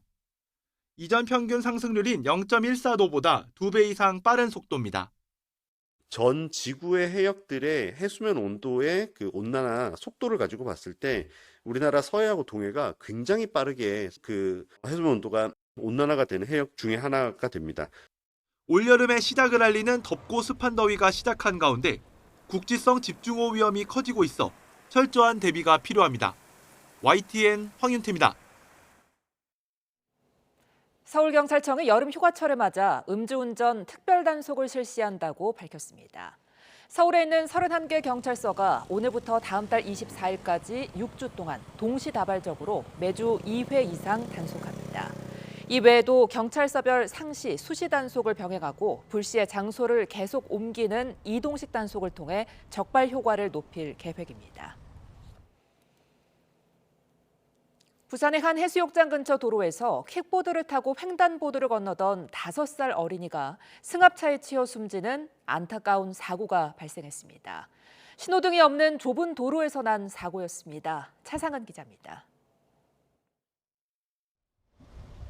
부산 다대포 해수욕장 인근 도로입니다. 5살 A군이 킥보드를 타고 횡단보도를 건너다가 달려오는 승합차에 부딪히는 사고가 난 건 밤 8시 40분쯤. 바로 앞에서 이제 빡 소리가 나길래 뒤를 돌아보니 이제 스타렉스에 애기가 치여가지고 누워 있는 걸 보고 제가 바로 달려갔거든요. 달려갔는데 애기가 벌써 출혈이 심하고.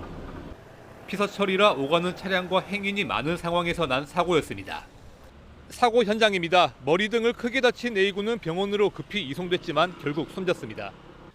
A군의 보호자는 사고 당시에 근처에 있었지만 함께 길을 건너지는 않은 거로 파악됐습니다. 횡단보도에는 신호등도 차량 속도를 줄여줄 방지턱도 없었습니다.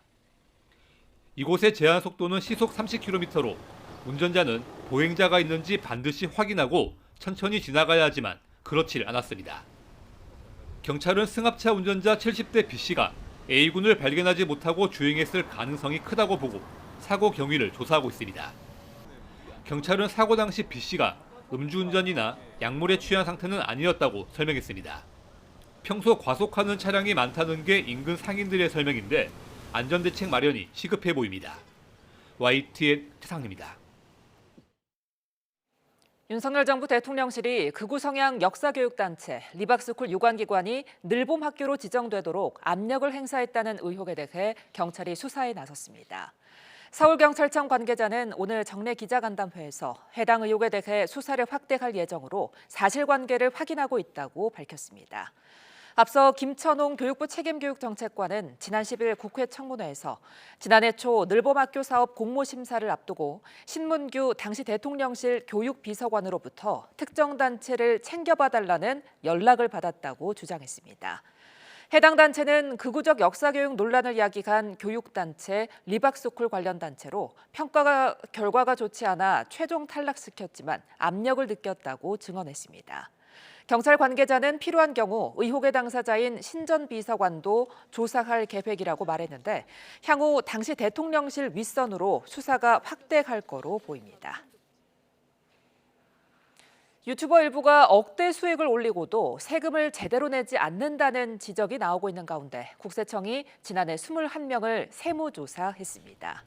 국회 기획재정위원회 소속 더불어민주당 정태호 의원이 국세청에서 제출받은 자료를 보면 국세청은 지난해 21명을 조사했고 부과세액은 89억 원이었습니다. 유튜버 세무조사 대상은 2019년부터 2022년까지 4년간 22명에 부가세액도 56억 원이었지만 2023년부터 20명대로 크게 늘었습니다. 시험 기간 중 늦은 밤 학교에 무단 침입한 교사와 학부모가 경찰에 붙잡혔습니다. 경북 안동경찰서는 건조물 침입 혐의로 전직 기간제 교사 30대 A씨와 40대 학부모 B씨를 붙잡아 조사하고 있습니다. 이들은 지난 4일 새벽 1시 20분쯤 기말고사 시험지가 보관된 경북 안동시의 고등학교에 무단으로 침입한 혐의를 받습니다.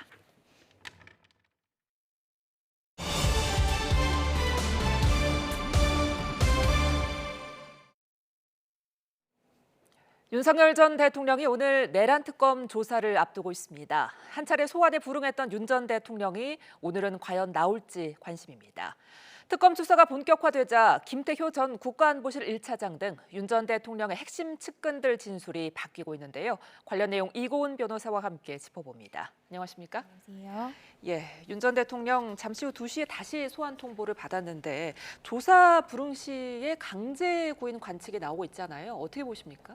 오늘도 아마 조사에 나오지 않으면요. 아마 특검에서는 특단의 조치, 그러니까 강제 구인 절차에 돌입할 가능성 매우 높습니다.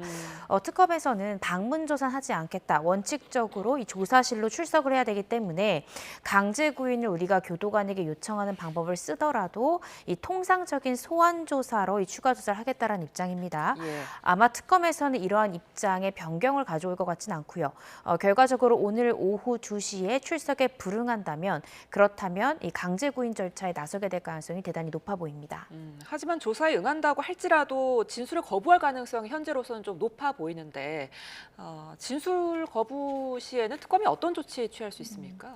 윤석열 전 대통령이 추가 조사에 응하지 않거나 또 응하더라도 진술 거부권을 행사하는 등 수사 과정에 비협조적인 태도를 보일 경우에는요. 자신을 비호했던 부하들을 더욱더 난감한 상황에 빠지게 만들 수 있습니다. 특검에서는 윤 전 대통령의 진술이 없기 때문에 윤 전 대통령의 공범, 예를 들어서 이 한덕수 전 국무총리랄지 이상민 전 행안부 장관 등 이 특검이 공범으로 보고 있는 사람들에 대해서 추가 소환을 하고 압박 추궁 조사를 할 가능성이 굉장히 높아지고요. 예. 그럼으로써 윤 전 대통령의 주변부에 있는 사람들을 압박함으로써 아마 다른 진술을 이끌어내고자 노력을 기울일 것 같습니다.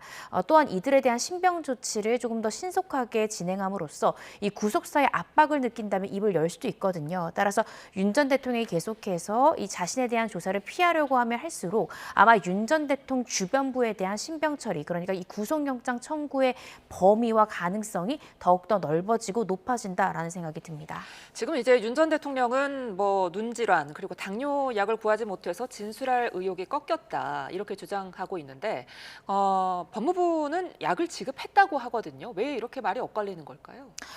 지금 양자의 진술이 팽팽하게 엇갈리는데요. 전 조심스럽게 법무부의 말이 사실일 가능성이 높다라고 생각이 듭니다. 예. 그 이유는 이 외부 약품을 이제 이 구치소 내에 들어오려고 하면 다 장부를 쓰도록 되어 있고요. 예. 이것에 대한 지급 여부는 모두 다 문서로 남아 있습니다.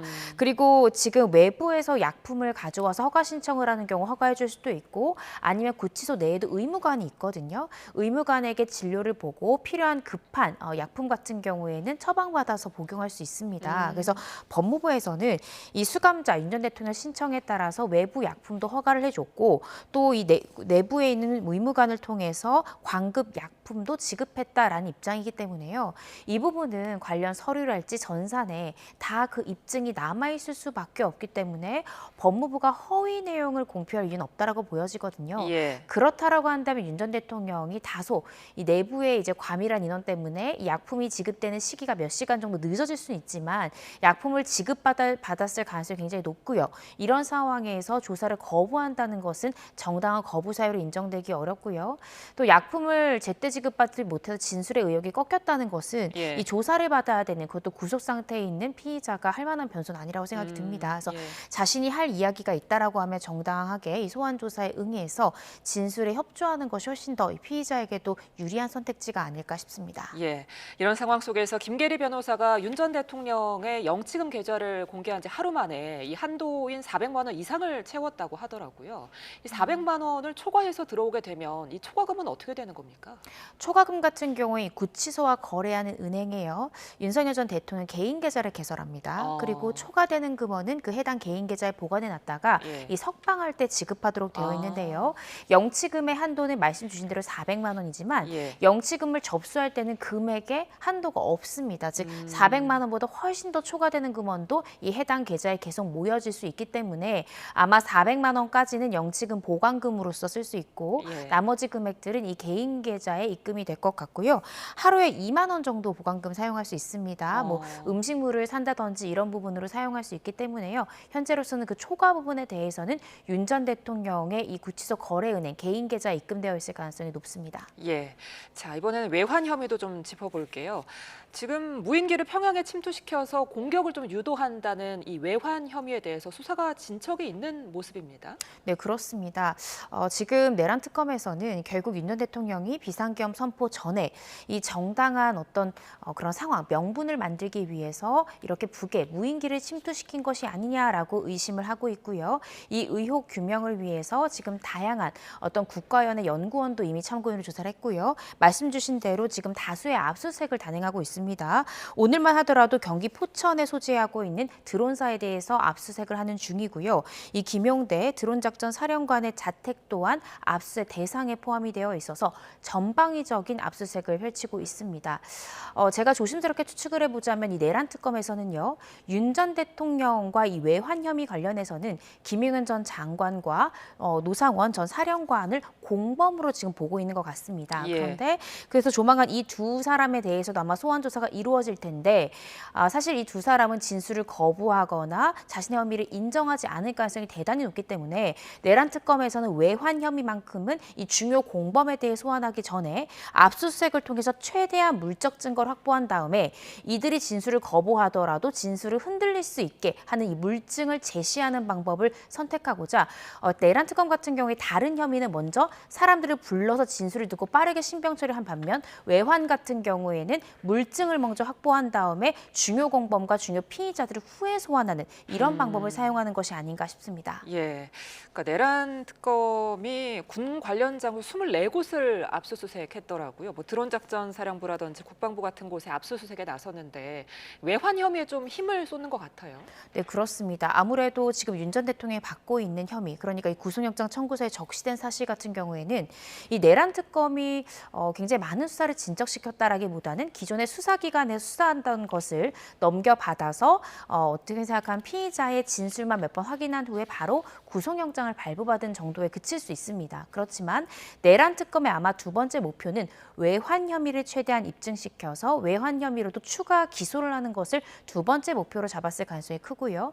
실제로 외환죄 같은 경우에도 형량이 대단히 높기 때문에 현재 윤 전 대통령이 구속영장에 적시된 범죄 사실만으로 일단 1차적으로 구속 기소한 이후에 6개월이 지난 후에도 이 구속기간을 연장시킬 수 있는 죄명이 필요합니다. 그래서 이 두 번째 추가 기소로 아마도 이 외환 혐의를 구체적으로 들여다보는 것 같고요. 최대한 수사 실적을 내서 추가 기소로 이끌어내면서 제가 아까 말씀드린 이 공범들에 대한 추가 구속영장 발부를 할지 아니면 추가 관련자들에 대한 신병 처리까지 아마 생각하는 것이 아닌가 싶습니다. 예, 더불어서 이 평양에 무인기를 침투시킨 걸로 의심되는 군부대를 특정하기도 했다는데 그럼에도 불구하고 이 외환죄가 성립되기가 굉장히 까다롭다고 하더라고요. 네, 그렇습니다. 실질적으로 외환죄로 기소가 되고 재판을 받은 예가 굉장히 드뭅니다. 현재 특검에서는 아마 여러 가지 죄명에 대해서 고민할 것 같은데요. 외환유치죄가 가장 외환죄 중에는 형량이 높은 편인데 이 문제가 외국과 통모했다라는 점을 입증을 해야 됩니다. 그러니까 윤 전 대통령 사안에서는 북한과 통정, 그러니까 북한과 짜고 이렇게 무인기를 침투시켰다라는 공모 내용까지도 밝혀야 되는데 사실상 북한 관련자들을 소환해서 조사할 수는 없습니다. 그리고 이 관련자 관련자들이 쉽게 입을 열지도 않을 것입니다. 그래서 이 북한과의 공모까지도 밝혀야 되는 외환유치죄는 입증이 상당히 까다로울 것으로 보여지고요. 때문에 일반 이적죄, 그러니까 이 대한민국의 군사상 이익을 해치는 것만으로도 처벌이 가능한 징역 3년 이상의 이 일반 이적죄를 적용할 가능성이 전 조금 더 높을 것 같습니다. 하지만 아직까지 단정하기 섣부른데요. 이 때문에 이제 관련된 이 드론사랄지 국방부에 대해서 대대적인 압수수색도 하는 것이고요. 이러한 압수수색들과 관련자들의 조사 끝에 지금 실제로 이 무인기를 침투시킨 해당 작전을 한 부대뿐만 아니라 이 관련된 부대까지 특정한 상태니까요. 조금 더 관련자들에 대한 수사 상황을 지켜봐야 될 것 같습니다. 예, 이렇게 수사 진척과 함께 윤 전 대통령의 측근들은 등을 돌리는 모양새입니다. 기존의 진술에 번복하고 있다고요? 네, 그렇습니다. 아무래도 윤 전 대통령의 신병이 확보된 만큼 윤 전 대통령이 수사상 굉장히 불리한 위치에 있다라는 것은 윤 전 대통령 주위에 있는 공범 내지는 참고인들도 충분히 현실을 자각할 수 있는 상황이라고 생각이 듭니다. 이 때문에 제가 아까 말씀드렸듯이 윤 전 대통령이 계속해서 소환에 불응할 경우에 관련자들을 압박함으로써 다른 진술을 이 특검이 유도할 가능성이 높기 때문에 결과론적으로 윤 전 대통령이 굉장히 불리한 방향으로 갈 것이거든요. 지금 화면에서 보시는 것처럼 지금 김태효 지금 전 국가안보실 1차장 같은 경우에도 원래 일전에는 VIP가 경로한 적이 없었다라는 취지로 이야기를 하다가 경로한 것은 맞다라는 취지로 주된 진술이 지금 변경된 그런 상황입니다. 물론 지금 이 부분에 대해서는 윤 전 대통령이 2023년 7월 31일 그 비서관 회의에서 단순히 경로한 것뿐만 아니라 경로를 해서 부당한 지시까지 했었어야 직권남용이 입증되긴 합니다. 그렇지만 일단은 경로 유무에 대해서 김태용 전 차장의 진술이 굉장히 많이 바뀌었기 때문에 이 특검에서는 유의미한 수사 실적이라고 보여지고요. 경로한 게 맞다라는 진술까지 번복이 됐을 때 그렇다고 한다면 그다음 지시와 윤 전 대통령의 지시사항이 어떤 연결고리가 있는지를 조금 더 추궁을 해보면 이 실제적 사실관계가 좀 더 밝혀질 것이라고 생각이 듭니다. 지금 김태효 전 차장뿐만이 아닙니다. 이 김성훈 전 이 경호처 차장 같은 경우에도 이 기존의 윤 전 대통령 측의 변호인이 입회했을 때의 진술은 윤 전 대통령의 유리한 방향으로 가다가 이 윤 전 대통령의 변호인이 입회하지 않게 되니까 그간 들었던 지시 내용이나 자신이 이행했던 내용에 대해서 다소 윤 전 대통령의 불리한 진술했다는 거죠. 이것이 결과론적으로는 윤 전 대통령 이해관계에 부합하는 진술들을 하는 것이 나에게 이익이 된다고 생각할 때는 그런 방향으로 진술할 수 있지만 그것이 아니라는 판단이 든다면 이 관련 공범 내진 피의자들의 진술이 자신에게 유리한 방향으로 바뀌어질 수 있습니다. 그래서 그런 부분들을 현재 목도하고 있는 것이다라고 생각하시면 될 것 같고요. 김성훈 전 차장뿐만 아니라 지금 여러 지금 관련된 사람들의 진술이 변경되고 있는데 저는 이게 시작이라고 생각이 들거든요. 계속해서 다양한 사람들의 진술이 변경될 가능성이 높고요. 특히 한덕수 전 총리랄지 이상민 전 행안부 장관도 만약에 구속영장이 청구될 가능성이 높아진다면 진술의 변경점이 생길 수도 있기 때문에 조금 더 이 특검의 수사 진척 사항을 지켜봐야 될 것 같습니다. 그렇다면 이렇게 진술이 번복이 된 경우에는 그 전에 했던 수사들은 어떻게 되는 겁니까? 그 전에 했던 진술들에서 번복이 되게 되면 당연히 특검에선 묻게 됩니다. 이전에는 배치되는 진술을 했는데 왜 그런 진술을 했는지, 어떠한 경위로 진술이 번복됐는지에 대해서 묻게 되고요. 그러한 이유가 상당히 납득할 만한 이유라고 하면 번복된 진술의 신빙성이 높다라고 보고 번복된 진술을 토대로 공소장을 구성하게 됩니다. 그래서 만약에 이 진술을 번복하게 된 대해에 윤 전 대통령의 회유나 압박이 있었다라고 한다면 결과적으로 윤 전 대통령의 재판이 굉장히 불리하게 진행될 수 있고요. 실질적으로 지금 나오는 보도 내용에 따르면 윤 전 대통령이 구속된 직후에 바로 내란 특검에서는 김성훈 전 차장을 2차로 소환해서 조사했다는 보도가 나오고 있습니다. 즉 윤 전 대통령의 이 신병이 확보된 이후에 가장 중요한 공범인 이 김성훈 전 차장의 심경의 변화가 있을 수 있다라는 가능성을 포착했기 때문에 내란 특검에서는 부른 것 같고요. 이런 부분들을 통해서 계속해서 진술의 변경점을 모아가는 것이 내란 특검에서는 굉장히 유리한 수사 방향이다. 이렇게 이해하시면 될 것 같습니다. 이런 상황 속에서 윤 전 대통령이 고립무원인 상황이다. 이렇게 토로했다는데 앞으로 어떤 대책 세울까요? 사실 윤 전 대통령이 진술의 의지도 많이 꺾였다. 내지는 망연자실했다. 다양한 보도들이 나오고 있습니다. 물론 이것이 윤 전 대통령이 직접 육성으로 전한 것은 아니고요. 그 옆에 있는 사람들이 전한 내용이라 그것이 사실일지 여부는 좀 더 확인이 확인이 필요하겠지만 사실상 윤 전 대통령 굉장히 지금 불리한 상황에 처한 것은 맞는 것 같습니다. 이전에 한 차례 구속된 바 있지만 당시에 구속 취소로 석방된 바 있습니다. 그렇지만 그때 구속 취소를 이끌어냈던 것은 이 공수처라는 수사기관이 과연 수사할 정당한 권한이 있는가, 또 이 구속 기간에 대한 계산이 잘못됐다라는 것인데 이번에 구속됐을 때는 그 두 가지의 법적 리스크가 없습니다. 이 부분을 윤 전 대통령, 그러니까 26년간 검사 생활을 하고 형사사법 시스템에 대해서 누구보다 전문가인 윤 전 대통령 스스로가 잘 알 것이라고 생각이 들거든요. 이번에는 석방이 쉽지 않다라는 것을 알고 있는데 지금 한 명 한 명 이 국무위원뿐만 아니라 이 다수의 공범들의 진술이 바뀌고 있기 때문에 굉장히 답답한 상황이다. 따라서 지금 윤 전 대통령은 더 이상 내가 이 내란 특검이나 기타 다른 특검에 진술을 하는 것이 나에게 득이 될 건 없다. 모두 실이 될 것이다라고 판단하고 진술을 거부하거나 조사에 불응하는 태도를 보일 것 같고요.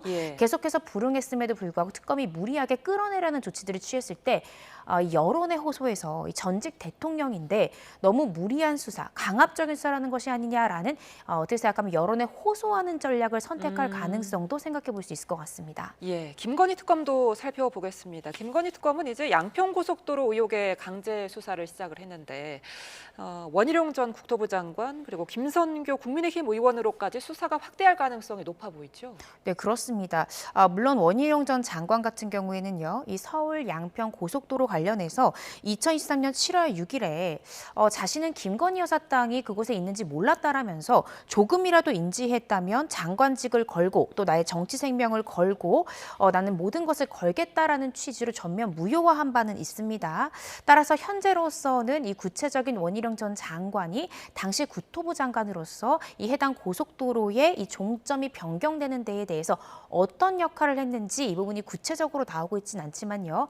그렇지만 조사는 분명히 필요한 것이 맞습니다. 그래서 소환 조사가 이루어질 것 같고요. 또 당시에 말씀해 주신 김선교 의원 같은 경우에는 당시에 이 양평 군수였죠. 따라서 지금 이 군수로서 이 고속도로 종점 관련해서 어떠한 경위로 변경하게 됐는지 또 원희룡 전 장관으로부터 혹시나 어떠한 지시를 받은 것은 있는지 이런 부분들에 대한 이 사실 확인이 필요하기 때문에 조만간 이 소환 조사가 필요하지 않을까 싶습니다. 예. 자, 그런가 하면 이 집사 게이트, 집사로 알려진 김예성 씨와 김건희 씨가 10여 년 전부터 경제 공동체를 형성한 게 아니냐 이런 의심이 나오고 있는데 이 부분 수사는 어떻게 이루어질까요? 이른바 이제 집사 게이트 관련인데요. 결과적으로 이 집사 게이트를 이 김건희 여사 특검팀에서 들여다보는 것은 이 집사, 김집사라고 불리는 이 사람이 이 180억 원이라는 이 대기업으로부터의 어떤 이익을 수취한 것에 그치는 것이 아닙니다. 이것이 결국 김건희 여사의 집사라고 불릴 만큼 경제적 이익 공동체라고도 볼 수 있는 이 집사가 받은 이 금원이 만약에 이것이 김건희 여사에게 흘러갔다면 이 또한 부당한 이익을 취득한 것이다라고 볼 수 있기 때문에 이 부분 들여다보는 건데요. 따라서 이 결과적으로 지금 이 김모 씨, 이 집사에 대해서 과연 이 180억 원 중에 어느 정도의 자금이 집사에게 흘러갔는지 그리고 흘러간 자금이 혹여나 김건희 여사에게도 이게 흘러갔는지 이 부분에 대한 계좌 추적 등을 통해서 수사가 본격화되지 않을까 싶습니다. 예, 끝으로 최상병 특검도 하나 살펴볼게요. 지금 임성근 전 사단장 구명 로비 의혹 수사도 본격화하고 있는데 결국에는 이 부분도 김건희 여사 수사로 칼끝이 향하겠죠?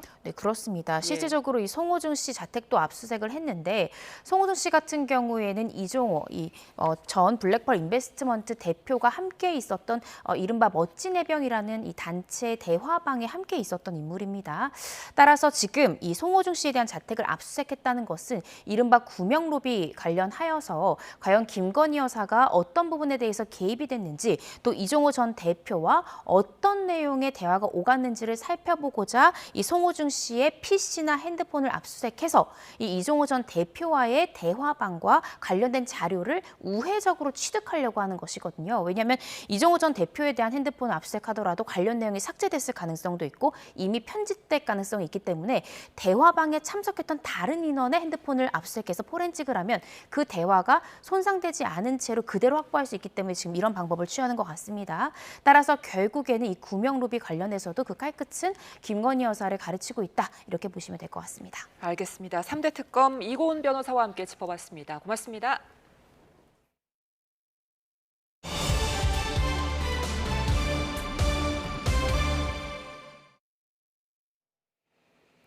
트럼프 미국 대통령은 성실히 협상에 응하고 있는 동맹국들에게 더 가혹한 관세를 매겼는데요. 동맹국들은 강력히 반발하고 있지만 뾰족한 수가 없어 트럼프의 강공은 계속될 전망입니다. 권영희 기자입니다. 이전보다 더 높은 트럼프의 관세 폭탄을 맞은 일본과 유럽연합, 멕시코 등 전통의 우방국들은 크게 분노했습니다. 이시바 일본 총리는 깔보는데 참을 수 있냐며 거칠게 반응했고 EU와 멕시코는 곧바로 보복 대응을 언급했습니다. 그러나 이런 분위기는 금세 가라앉고 다시 협상에 나서는 모양새입니다. Y nosotros creemos que por lo que platicaron el día de ayer nuestros compañeros que vamos a llegar a un acuerdo con el gobierno de los Estados Unidos y que vamos a llegar, por supuesto, a mejores condiciones. We have always been very clear that we prefer a negotiated solution. This remains the case, and we will use the time that we have now till the 1st of August. 중국처럼 튼튼한 내수 시장과 희토류 같은 강력한 무기가 있지 않은 한 미국에 대한 맞대응은 쉽지 않습니다. 여기다 방위비 문제 등 안보 현안까지 맞물리면 협상은 더욱 불리해집니다. 일부에선 트럼프 대통령이 시간이 지나면 관세 위협을 완화했던 과거 모습을 다시 기대합니다. We're in a situation where the President of the United States just goes back on commitments that were seriously and carefully negotiated by prior U.S. administrations and to a certain extent by his the first time around. 그러나 관세 리스크에도 미국 증시가 고공행진을 하면서 자신감을 얻은 트럼프는 더 거세게 밀어붙일 가능성이 큽니다. As a result, he has demanded from virtually every trading partner one-sided deals. So the Trump administration has made clear to our trading partners that we're not looking for win-win deals. 경제적 이익과 국가 안보 우려가 상충하는 협상 대상국에는 시간이 그리 많지 않습니다. 새로 통보된 관세율이 그대로 집행된다면 전 세계는 본격적인 무역 전쟁에 돌입하게 됩니다. YTN 권영입니다. 트럼프 미국 대통령은 한국과 일본, 유럽연합, EU 등이 관세를 낮추기 위해 자국 시장을 개방하려 하고 한국은 협상을 타결하고 싶어 한다고 밝혔습니다. 트럼프 대통령은 현지 시각 13일 워싱턴 DC 인근 앤드루스 합동기지에서 기자들에게 이같이 말하고 한국은 상당한 관세를 내고 있다고 덧붙였다고 백악관 기자단이 전했습니다.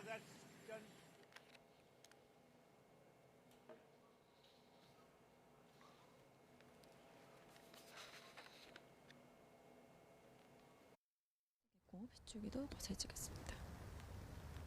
네, 오후가 되니 현재 서울에도 약하게 비가 내리기 시작했습니다. 현재 중북부와 경북을 중심으로 시간당 5에서 많게는 15mm에 달하는 비가 내리고 있습니다. 빗줄기는 점점 더 거세지겠고요. 앞으로 점차 전국으로 비가 확대가 되겠습니다. 특히 영동 중북부는 오늘 오후부터 내일 오전까지 시간당 30에서 50mm에 달하는 세찬 비가 쏟아질 수 있어서 호우특보가 내려질 가능성도 있겠습니다. 비가 내릴 때는 돌풍과 천둥, 번개가 동반될 수 있어서 더욱더 각별한 주의가 필요한데요. 내일까지 예상되는 강수량은 영동 중북부에 최고 100mm 이상, 그 밖의 내륙은 10에서 많게는 60mm가 되겠습니다. 어제부터 이미 남부를 중심으로 많은 비가 쏟아진 가운데 비가 더 내릴 것으로 예상되면서 수도권을 제외한 전국에 산사태 위기경보 주의 단계가 발령 중입니다. 울릉도는 산사태 경보까지 유지 중인데요. 지반이 많이 약해진 만큼 산사태와 축대 붕괴 사고가 없도록 대비해 주시기 바랍니다. 비의 영향으로 오늘 더위는 쉬어가겠습니다. 서울 29도, 대전 28도 등 폭염 수준의 더위는 없겠습니다. 오늘 내리는 비는 내일 저녁이면 대부분 그치겠지만 모레 오전부터 다시 전국에 또 한 차례 비가 내리겠고요. 이번 주 내내 비 소식이 잦겠습니다. 현재 울릉도와 독도는 강풍주의보가 또 동해상에는 풍랑특보가 발효 중입니다. 특보 지역은 바람이 초속 20m 이상으로 매우 강하게 불겠고 물결도 최고 4m까지 높게 일겠습니다. 해안가 접근을 자제해 주시고 날아가기 쉬운 물건은 잘 고정해 두시기 바랍니다. 지금까지 YTN 김시아입니다. 이상으로 월요일 뉴스나우 마칩니다. 시청해 주신 여러분 고맙습니다.